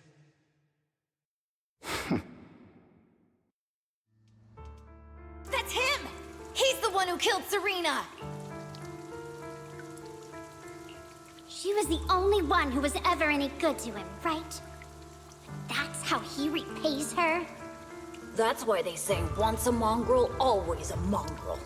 Just look into his eyes. Father! We have to punish him! Serena had been ranking ahead of him. Hugo must have poisoned her water so he could pass her. Pure evil. Typical for an impure bloodline. He should have been kicked out ages ago. Hugo, did you do all this? Yes, it was me. I killed her. He admitted it! Father, he must be expelled. He has no right to live under the same roof as us. Why don't we reunite him with Serena then? Nobody would ever know. Hugo, well done. My children, how many times have I told you before? In this world, only the most ruthless, cruel, and unscrupulous of people ever make it to the top. Like Hugo here, who is willing to murder his only true loved one without a second thought. Only someone with the means and the gumption to do that is qualified to be my heir. But I... It's all over now, and the results are obvious. The winner of this month's assessment is Hugo. As for the rest of you, go to the usual place for the punishment you deserve. But Father! Before this, I was #1. As I've told you before, there's only room for one winner in this family.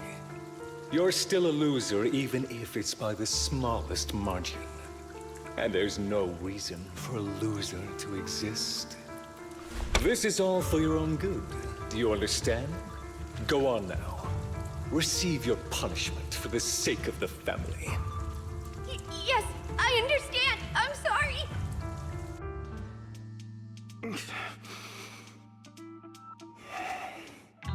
That really brought up some unpleasant memories. It won't be long. Soon, it'll all be over.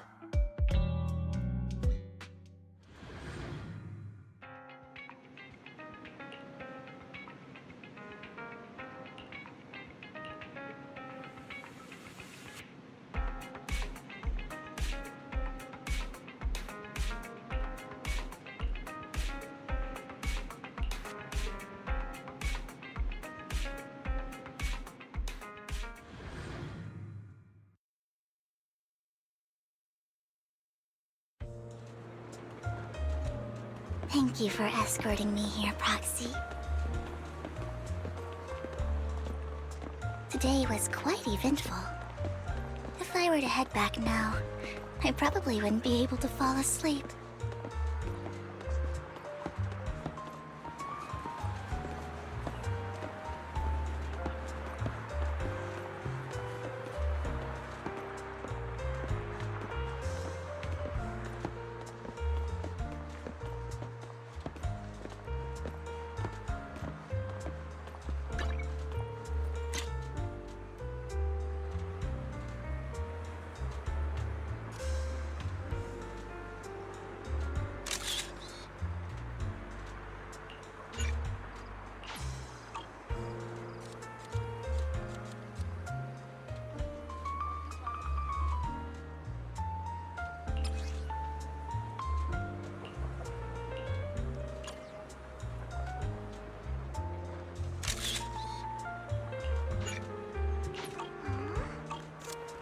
You're a child that only brings misfortune.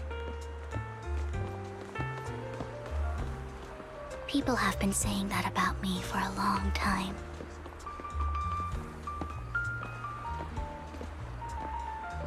I used to feel hurt and resentful. But now that I think about it, it's perfectly normal for people to react that way.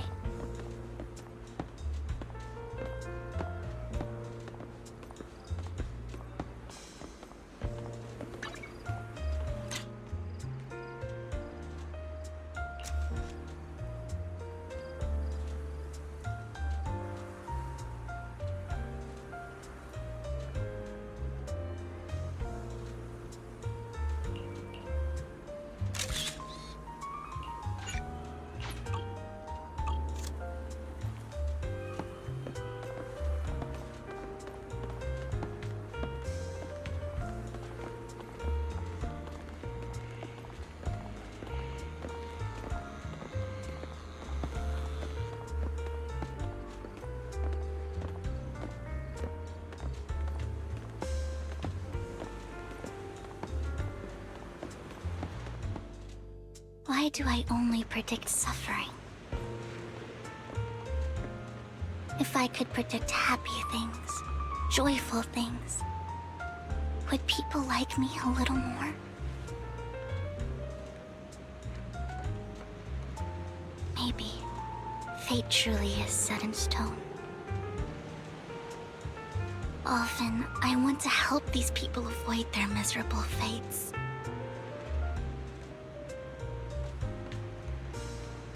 For a time, I even thought that I was successful, that I could change people's destiny.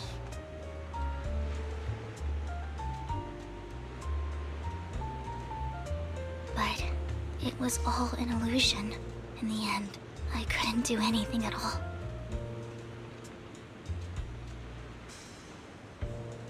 So, I was really happy when you said that my abilities weren't a curse, but a gift.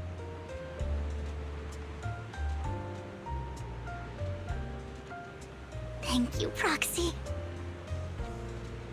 I'm so glad to have met you.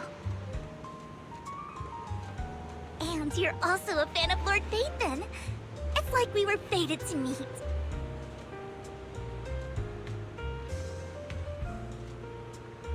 I don't know why, but I feel completely at ease when I'm by your side. I feel like I'm free from judgment, from blame.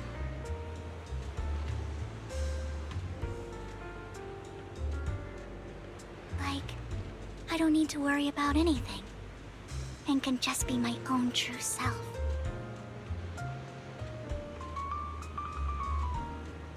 Perhaps people really do possess an aura, and ours just so happen to be extremely compatible.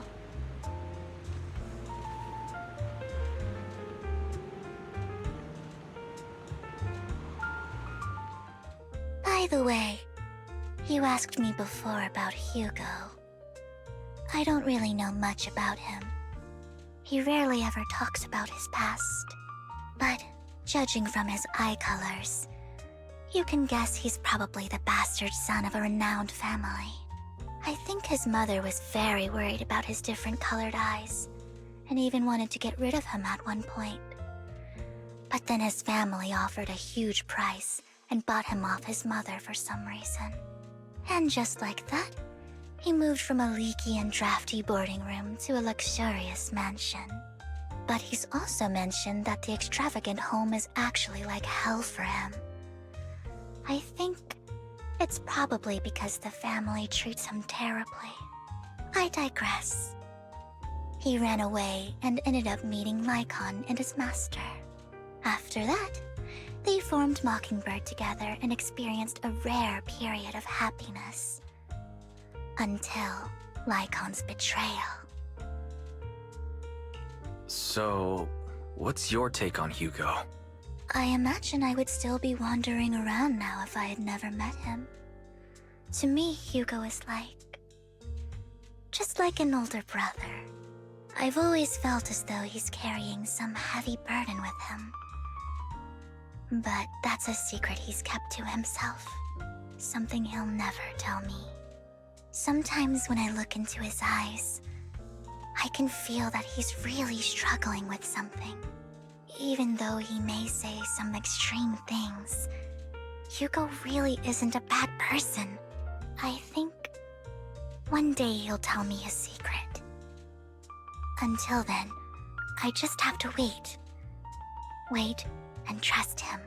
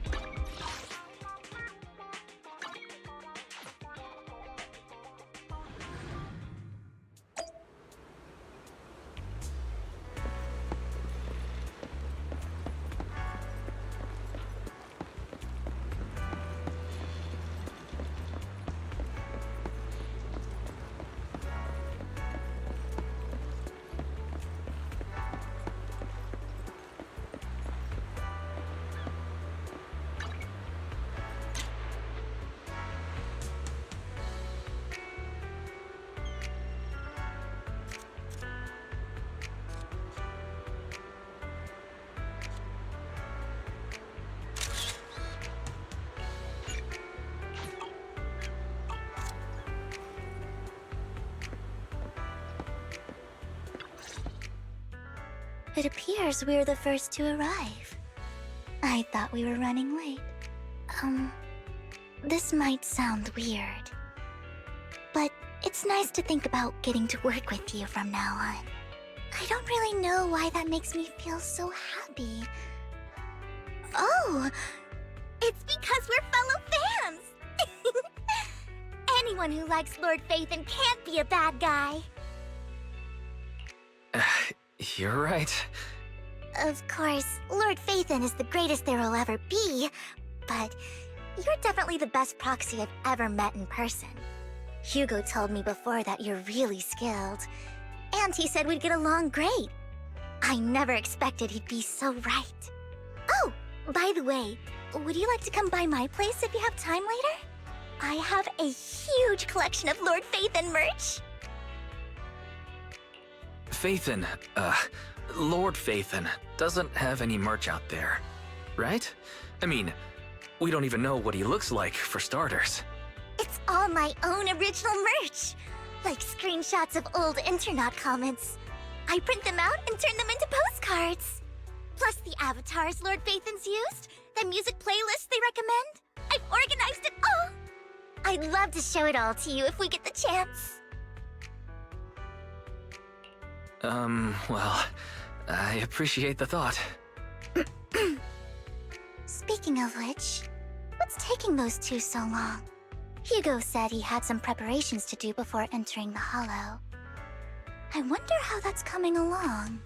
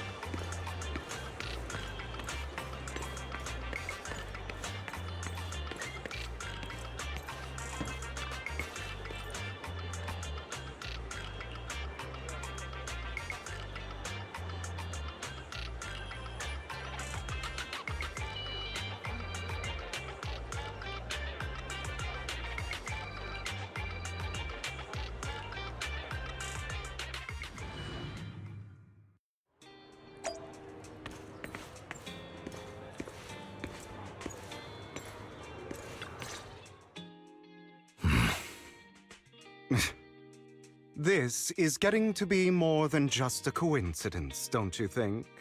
Or perhaps you are actually stalking me. If I was stalking you, you wouldn't ever know. Overconfident as always. You haven't changed at all. We just make it a habit to check the state of our weapons prior to combat. Thanks for that little reminder. I almost forgot. I didn't expect you to let me join. What else could I do? Master Proxy would have insisted on having you join us. I never expected for us to have a chance to enjoy some pleasant conversation like this. Without our weapons drawn, that is. It really has been too long. I still remember when we first established Mockingbird. Indeed. That was a long time ago. Thankfully, Jack went in peace. He must have known about his condition for some time. He even left us with instructions. Passing peacefully in your sleep is the most natural way to go. I'm happy for him. By the way, Lycon, have you given it any thought yet? You mean about our guild for Phantom Thieves? Yeah. It's time for us to build an organization of our own. Jack always supported the idea, didn't he? I don't have any objections. But what should we call it then? How about Mockingbird? It's a bird known for mimicking the calls of others to blend in. The same way we don high society roles for ourselves when we're out on a mission. Oh, oops. I nearly forgot. You're a terrible actor, and you're always flubbing your lines. I guess we can rule out that name, then. No, call it Mockingbird. We're always just putting on an act, aren't we? I won't slip up on our next mission. Besides, we still ran missions together even when we didn't have a name. Having one now won't really make a difference. No. It does make a difference, Lycon. And I don't just want a name. I want Mockingbird to become a symbol, like the sword of Damocles hanging over everyone's heads, striking fear into the hearts of the rich and cruel whenever they hear the name. Just like Jack used to say, this world isn't fair. So that's why we have to influence it however we can, and change things in our own way. But on the basis of not causing harm to other people's lives. That's also what Jack used to say. You remember, don't you? Of course I remember. All right, I promise. That sounded pretty forced. Don't forget, things don't end well for people who break their oaths. I'm good for my word. You must trust your fellow companions. That's also something Jack would say. Well then, today's the day that Mockingbird will officially start flying. Our first order of business, deciding on our symbol.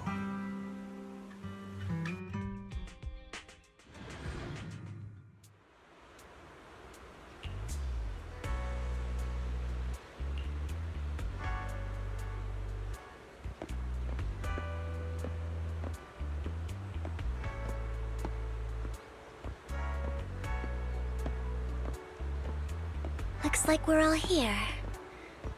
Hugo, you're late again.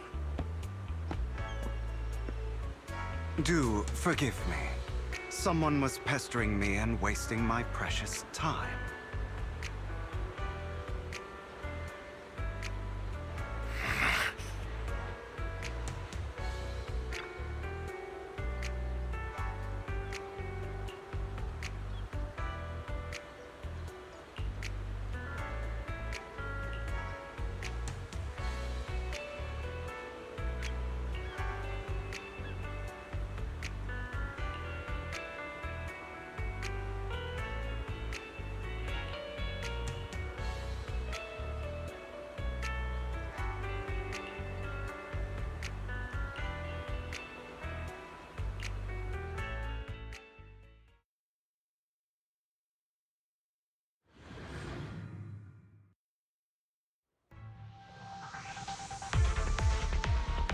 I didn't expect the coordinates in Bringer's notes to lead here.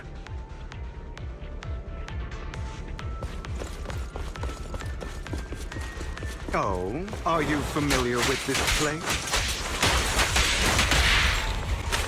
More familiar than you, it seems. If they're being too noisy, I might take action.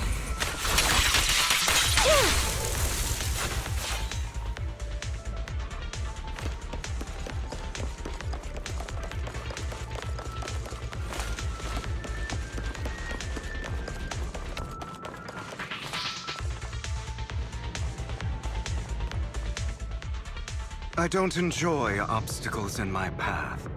Can we not bust the door open? The generator room should be nearby.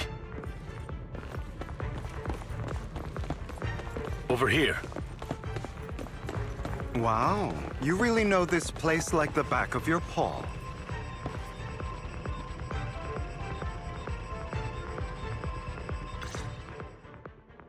Master Proxy, I hate to be the bearer of bad news, but there's something wrong with the circuit. It seems to be blocked. Don't tell me. Victoria Housekeeping's high and mighty attendants can't even fix a simple circuit. I can fix it, but I'll need a circuit diagram before I can do anything. I've seen diagrams for this type of circuit before. It's a pity that we're unable to connect to the outside world from inside the hollow. Just leave that problem to me. Wise, I just sent an image of a circuit diagram to you. Have a look. Thank you very much, Master Proxy. Now then, let's start repairing this circuit.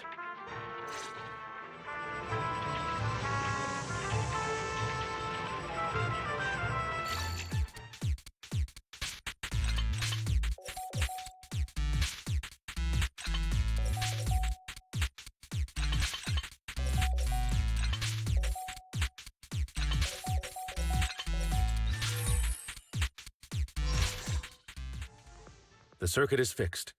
We should now be able to open that door. Wait up. Wait a second. Something just doesn't add up.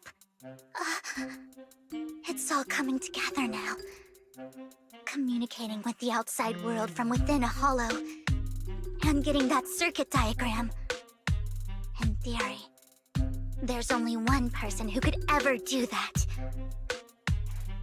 Could it be your Lord Phaethon?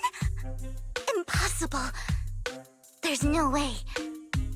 But then again, only Phaethon could have done that. I mean, you're an incredible proxy, sure. And you're a good person. But could you really be Lord Phaethon? That's me. I'm Phaethon. Sorry, I just never had the opportunity to tell you. Unbelievable. Lord Phaethon! I've been your biggest fan for years now! Goodness me, Lord Phaethon was right in front of me all along, and I had no idea. This is like a dream. Could you... I mean, if you're willing, could you please give me an autograph and a group photo and...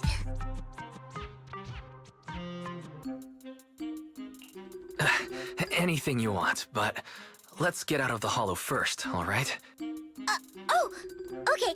Sorry, guess I got a little too excited. Anyone would be enraptured meeting someone they admire that much. Yeah, if I ever met my favorite movie director, I'd be the same. We should keep moving. This isn't the best place for idle chit-chat. Thank you for your... The door's finally open.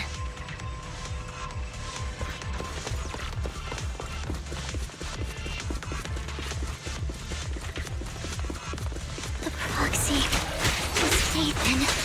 Phaethon is the proxy. If this is a dream, I never want to wake up. Look at that.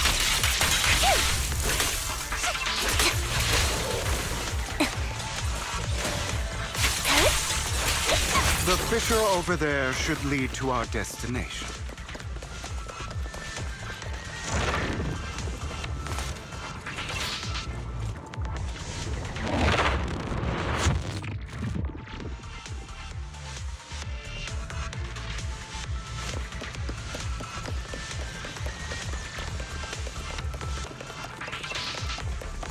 Lycon, your fighting style wasn't so reserved in the past. I've matured. You call this mature? You're just being pretentious.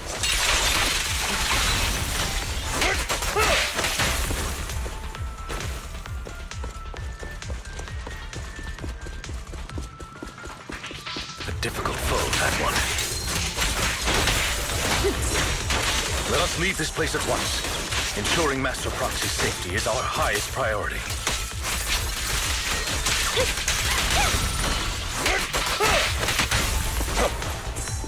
I won't let anything happen to you, Lord Phaethon. Position. Right over there. Thank you.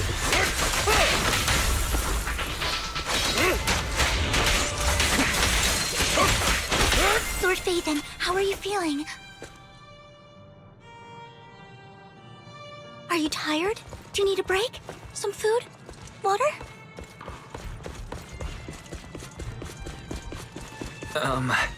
Thank you for your concern. I'm fine.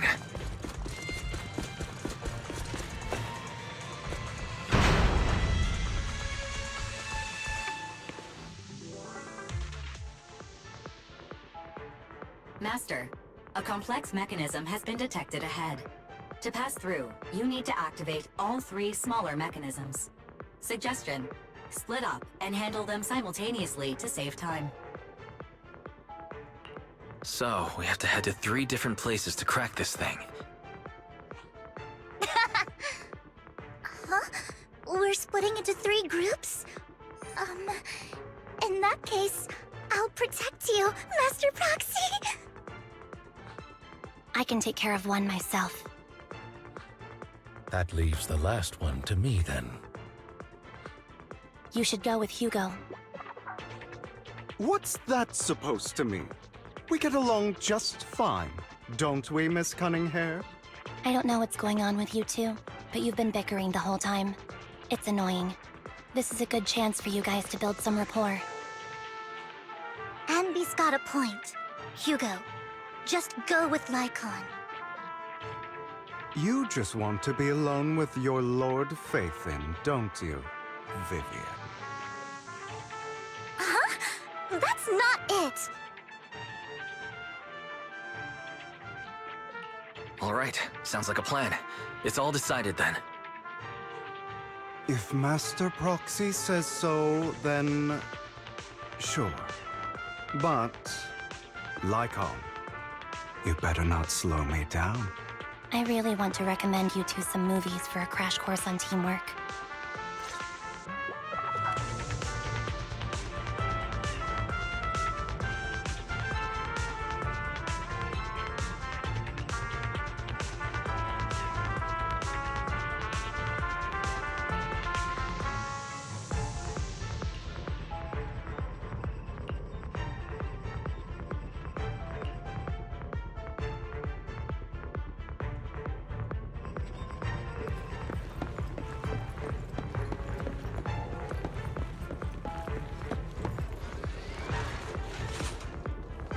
Lord Phaethon, there are too many ethereals here. We have to find a way to close that door and stop the ethereals from flooding in.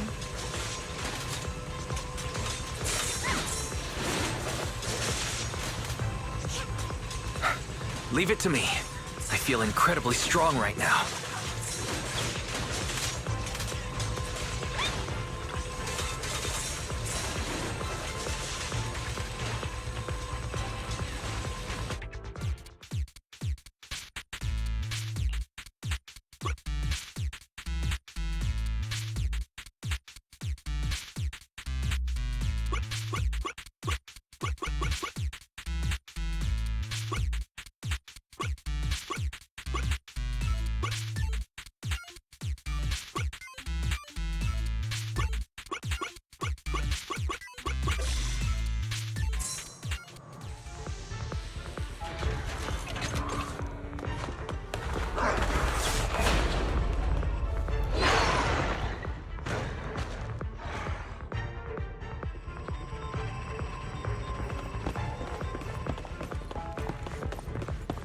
Lord Phaethon, seems like we both need to press down on these mechanisms at the same time.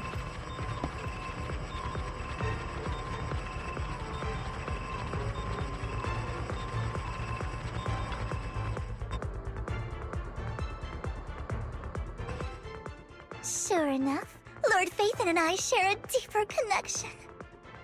Sorry, I hope I'm not being too forward. Goodness me, some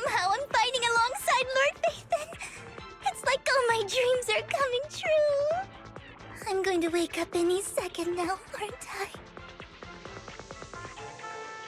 No, this isn't a dream. I'm real. See? You can even hold my hand. Not only is Lord Phaethon incredible, but super kind. That's it. I pledge to be a die-hard Lord Phaethon fan until my very last breath.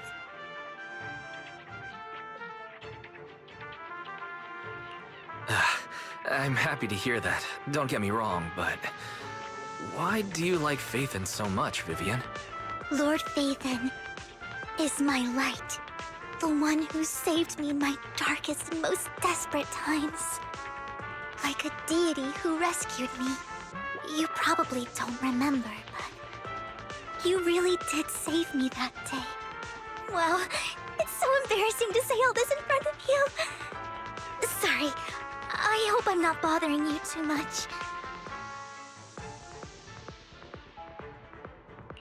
No, you're not a bother at all. Thank you for your loyal support. I should be the one thanking you. Just being able to see Lord Phaethon makes me the luckiest person in the whole world. Sorry to keep babbling like this. I wonder how the others are doing. I'm sure Anvi will be able to manage. She's great at this kind of stuff. But as for Hugo and Lycon, let's just hope they don't get into a fight with each other. There are too many ethereals here. Though, it's not a huge problem.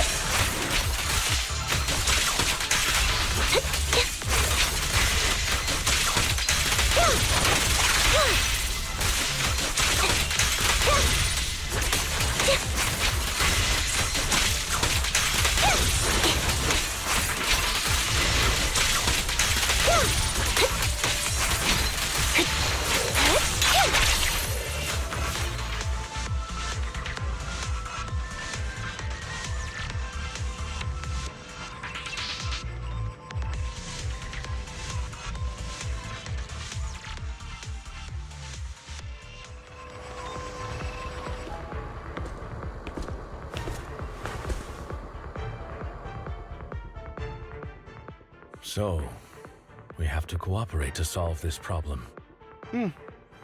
That's a real shame. I have no intention of arguing with you right now. Master Proxy and Miss Vivian are elsewhere, and we must rendezvous with them post-haste. What a coincidence. That's exactly what I was thinking. Just this once, we should trust each other. For the Proxy. I have no objections. Very well. Then you'd better keep your word. I know you've never fully trusted me, Lycon, even before it all fell apart.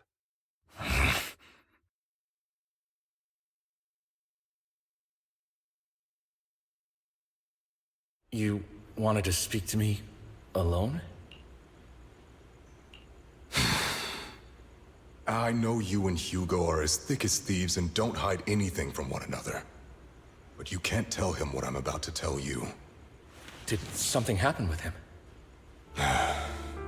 Hugo is an intelligent and gifted child. He learns everything I teach with ease. In time, he'll grow beyond me. Reach a place where people will marvel and look up to him as a beacon. Yeah. As much as I hate to admit it, he always picks things up just a teeny bit quicker than me. But none of that matters, because I can overpower him easy. I don't think being gifted is a good thing for him. What do you mean? He bears a dark and painful past. What he was taught, the hatred he was faced with, everything he picked up. It's all become an integral, inseparable part of him. I believe that beautiful flowers can blossom even in the darkest abyss.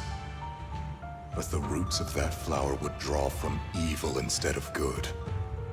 Hatred instead of love. It's a curse that flows through his lineage. A curse that fate branded him with. I've seen far too many people like that throughout this long life of mine. They struggle with this curse their whole lives. But they all end up failing in the end. The path of light is narrow and fleeting. And the darkness is filled with such temptation that dropping your guard for even just a moment can send you spiraling straight into the abyss. Do you mean Hugo's going to be a bad guy? I don't know. I hope he'll always stay true to his heart. That he won't give in to hatred and ambition. That he won't become the dragon that must be slain. But he has inherited the seed of evil. You cannot let it take root. I'm afraid I won't be there to help you. There's not much life left in this old body of mine. So then, Lycon, promise me now. You must hold his chain tight. To restrain him. To stop him. And when necessary, to choke him.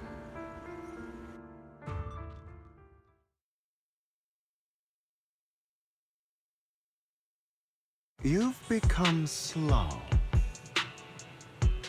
Or maybe you've been on guard against me this whole time, and that's what's slowing you down. Looks like I was right. Lycon. I hope you're aware that the one who betrayed Mockingbird and went to work for the Mayflowers was you. Not me. I would never betray my companion. I don't wish to repeat myself, but you should not break our oath. That's the path I've chosen, and I'm going to stick to it. But you know that path will lead you the wrong way. Who are you to lecture me about right and wrong? I believe any path that makes you feel pain must be the wrong one. Your disgusting sympathies make me sick, Lycon.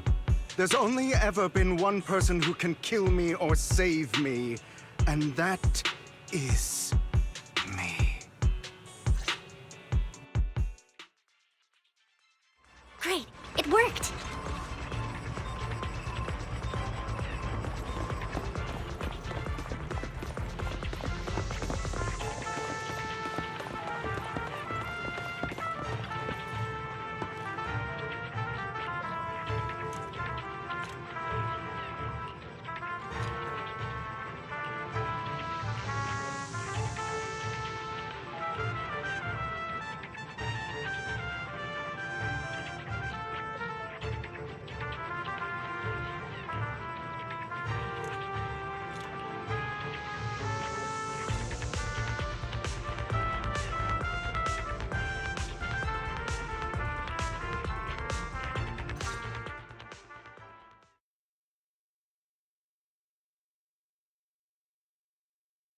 That was loud. What's happening up ahead? Hold on, everyone. I'll go check it out. It's probably multiple ethereals attacking. Just in case, I'll go with you. Vivian, you should go with them too. Keep an eye on Lycon, will you? I'm worried he might sell us out to the mayor when he gets the chance. I'd never do that. But if Miss Vivian wishes to join us, she's more than welcome. Okay. Then I'll go with you. Why do you look so nervous? I've spent so much time by your side already. I need to get away from Lord Phaethon for a little bit, or I might die from this overwhelming happiness. If that's the case, Miss Vivian, feel free to come along with me. Okay. All right. So, how does it feel to be worshipped, Lord Phaethon? You had that figured out a while ago, didn't you? Sharp as always. But of course, I couldn't spoil it for her. She has to figure it out on her own. That's what makes it special. Not only that, you asked Lycon and Vivian to leave for some reason. Is there something you'd like to say to me?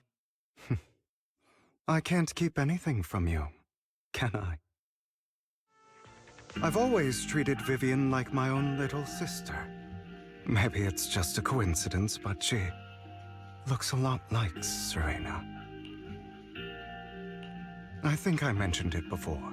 Serena was my half-sister. She passed away a long time ago.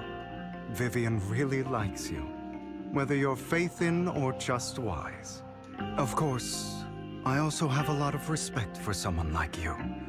Strong, fair, and genuinely kind. So I hope... I beg you, please keep her safe. Hang on. What's that supposed to mean? Think of it as the last bit of conscience I have left. A kid as pure as her. She should stay alongside someone who walks in the light. Like you. Not even Vivian can agree with all my beliefs.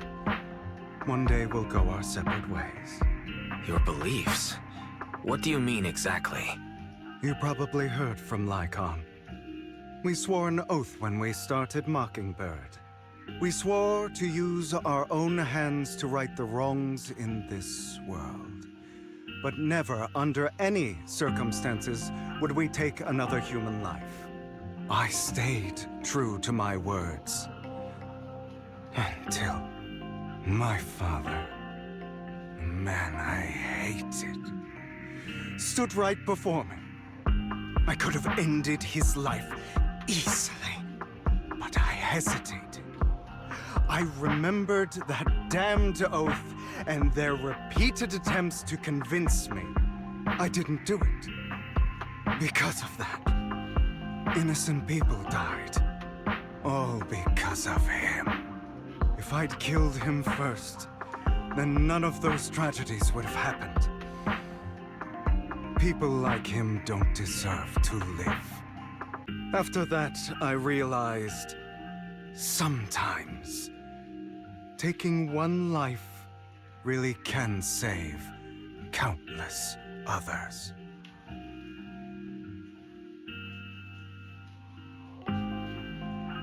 I understand where you're coming from. I knew you'd understand. Vivian has a good heart. I don't want her to get her hands dirty. But you know how it is. In this world, someone has to be the bad guy. So, I want to apologize to you.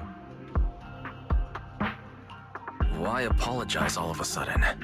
You're incredibly strong, kind, capable, and really, really lucky. The world needs more people like you. Remember that revenge movie I told you about, Children of Devils? I still haven't found it, but I came across another videotape with the same name. Turns out, in that story, the children of devils are actually the children of gods. Sorry for rambling. Hope you don't mind. They should be back soon. Please, look after Vivian for me.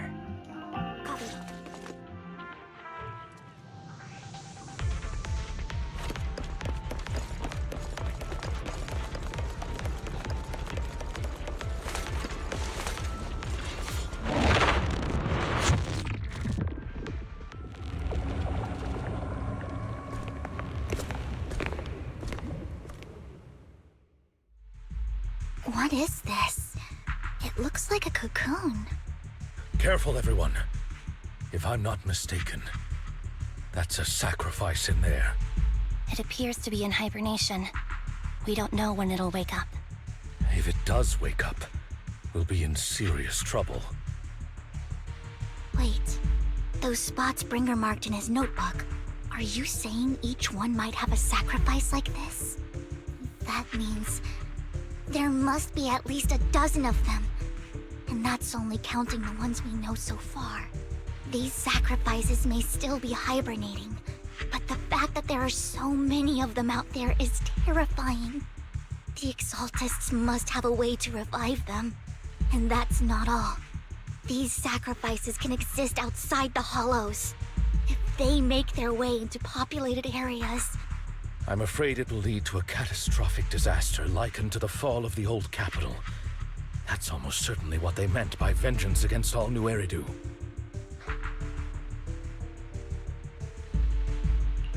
Let's find a way to get rid of these sacrifices.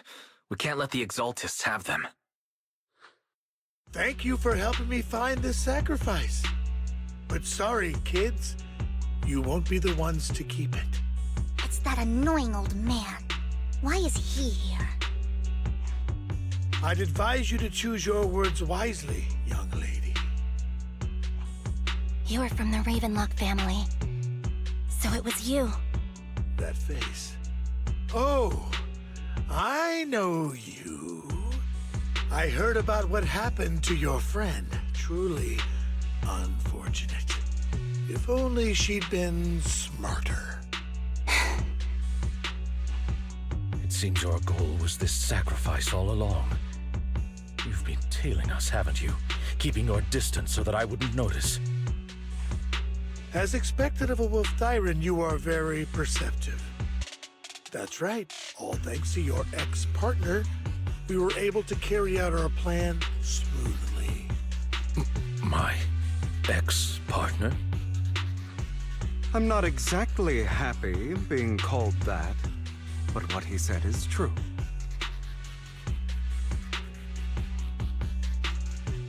Wait, Hugo, what do you mean? I made a deal with Mr. Hartman in advance. So, would you kindly step aside and let us have this sacrifice? Of course, you can choose to refuse, but if you do, then I'll have to take coercive measures. What did you offer him? Everything we know about the sacrifices plus the core itself. But why? It's simple. I want to climb higher. Mr. Hartman offered me a chance to join TOPS. Who could say no to that?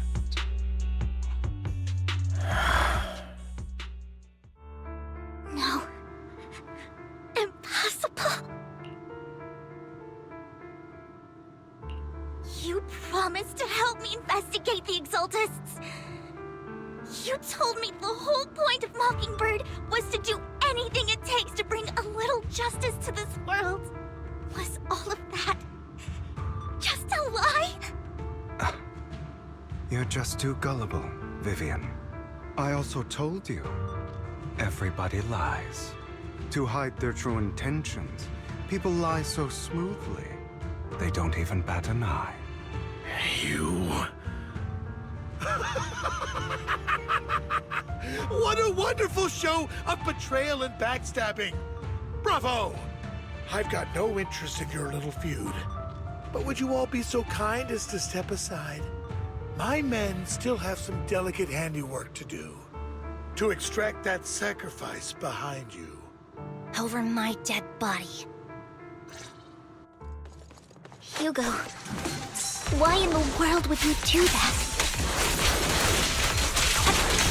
Instead of wasting your time on idle chatter, why not focus your energy on the battle ahead?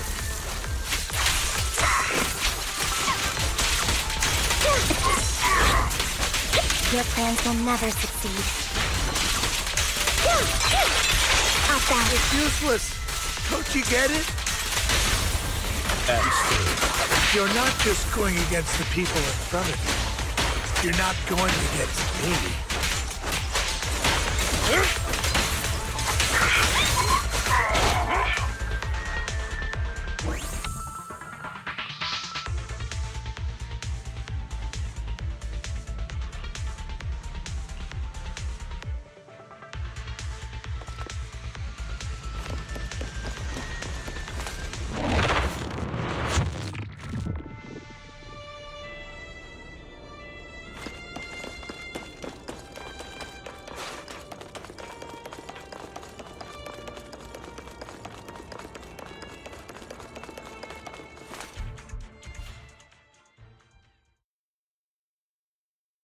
Oh, you guys are such a pain.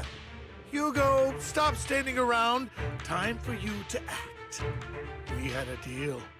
Give me the sacrifice core now. Did we? I don't remember. I imagine this is your favorite kind of entertainment. Watching allies betray each other, suspicion festering until it all turns to bitter hatred. Seeing people tear each other apart like wild beasts, just like your decaying family. Does it comfort that dead conscience of yours? You. What's that supposed to mean?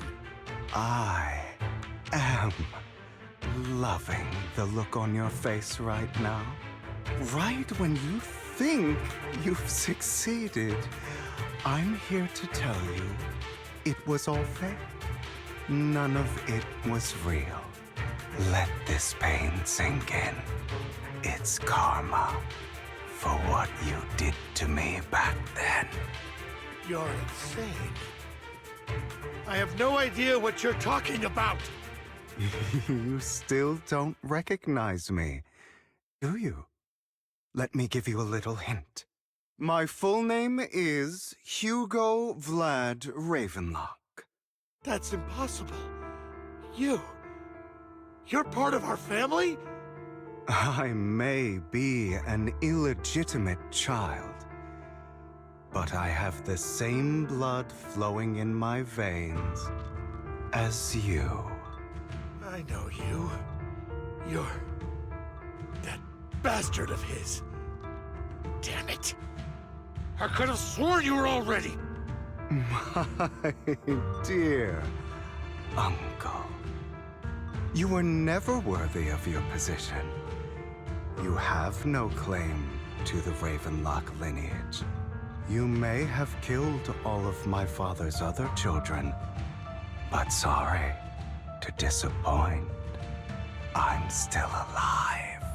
I am the true heir to the Ravenlock family. You're a bastard. You have no right to inherit the family. That's not for you to decide. Master Edmund is very supportive of my claim. Edmund? That's impossible. You weaseled your way into Top's inner circle? Master Edmund doesn't care who achieves his goal.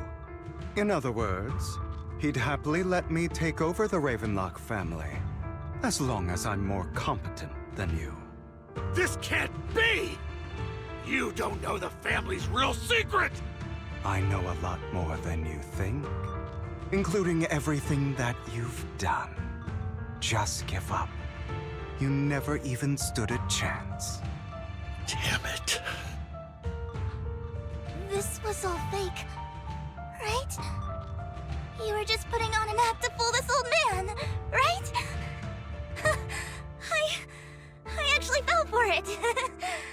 Don't do that again. At least give us a heads up next time. Vivian, everything I did was to rightfully inherit the Ravenlock family. That part is true. Now, I'm going to kill this man who stole what was never his. I'll make sure he can never be a threat again. You can't kill him. We still need information from him on the sacrifices and the Exaltists. You must be misunderstanding something, Lycon. Just like you chose the mayor, I chose Tops. At least for now, Tops has the same interests as me. I'm not going to harm my own self-interests. Be it intel on the sacrifices or the core itself. I'm handing everything over to Master Edmund. Why? I just want to take back what's mine. If fate is not willing to give me justice, then I'll just have to seize it with my own hands. Stealing, robbing, lying, or betraying. I'll do whatever it takes. Even if it means selling your soul to the devil? You know about the power struggle between Tops and City Hall. Those elites at Tops would be only too happy to see the Exaltists plotting a grand attack on New Eridu using sacrifices. That would severely harm the Mayflower's reputation and approval rating in New Eridu. And that's exactly what Tops wants to see. If that happens, Countless people will die. I'm sorry it has to be this way, but I have to do this. I'm going to get everything Master Edmund wants. Inherit the Ravenlock name, climb to the top. And then I'll be able to change everything for good. For a permanent and absolute victory. We must endure the pain of cutting away rotten flesh. And persevere through the darkest hour before dawn. Someone has to do it. Hugo, it's not too late for you to stop. You can still walk away from this. This is the path I've chosen. Without power, resources, or strength, we can't do anything. Mockingbird is the perfect example. All the talk about using our power to tip the scales of justice and hover over them like the sword of Damocles. It's just a delusion. In their eyes, we're nothing but annoying gnats. Mockingbird has never really changed anything, or saved anyone. Never in the past, not now, and never will in the future. None of it matters.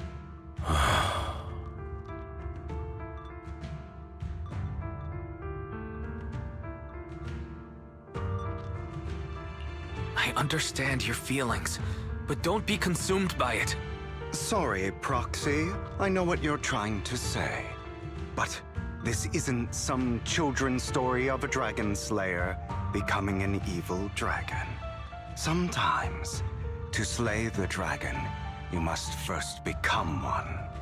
With sharp claws, rending fangs, and strength enough to destroy anything. So I will bloody my hands. I will carry the weight of my sins. I will become the Abyss.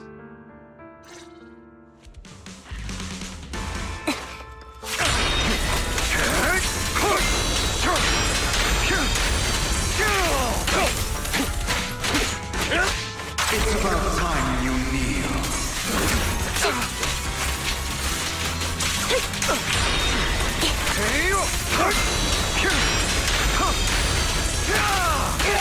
A perfect conduit.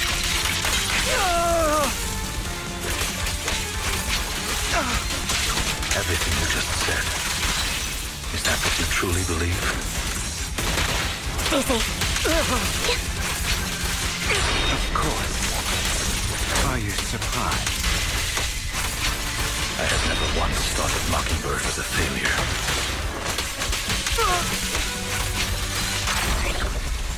I don't want it to end like this.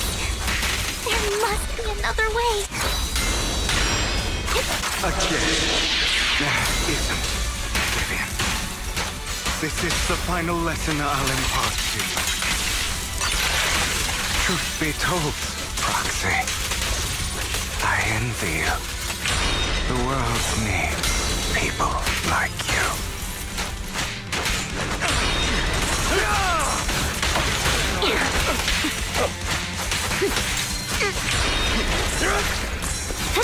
Out of my way.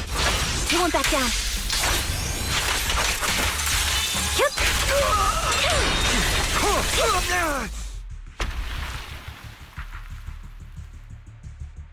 All right, you got me. But too bad. I have my own methods. What are you doing? Well then, make your choice. The sacrifice core, or your precious Faithin. I know you took it. Don't forget, I'm the one who taught you that. Okay, the core is yours. Just leave Lord Faithin alone. What a shame. Did you really think I'd keep my promise? That's right. This is the real me. What's the matter? Thinking of killing me? Didn't you say all life is precious? Drop your foolish facade. I knew it. You...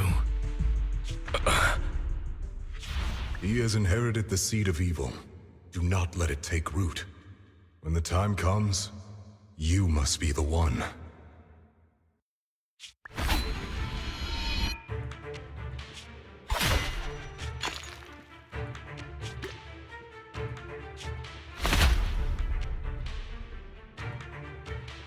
Go on, kill me.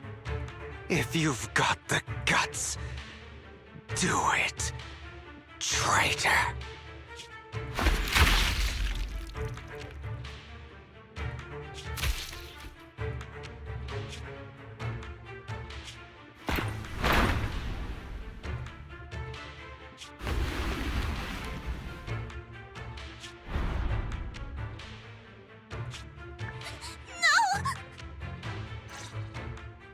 Master Proxy, are you okay? Are you hurt? Don't worry. I'm fine. I just didn't expect things to turn out like this. Lord Bathan, I'm sorry. I had no idea Hugo would do that to you. I'm so sorry.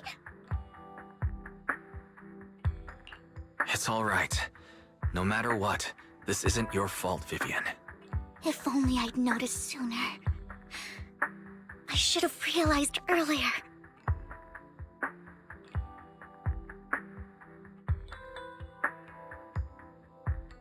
Hugo, he...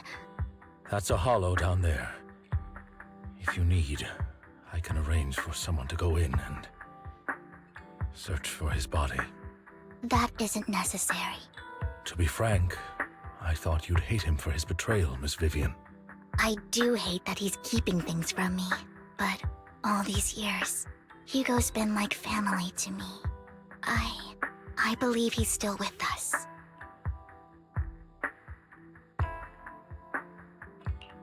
I feel the same. It's possible he's still alive.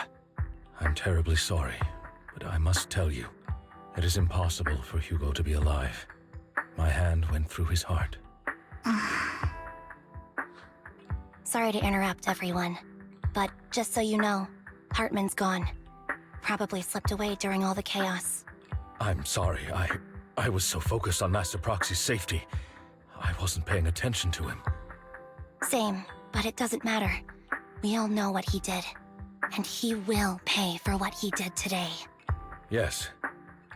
I'll be reporting all of this to the mayor. He's not getting away with this. Well then, now that it's all over, let's head back.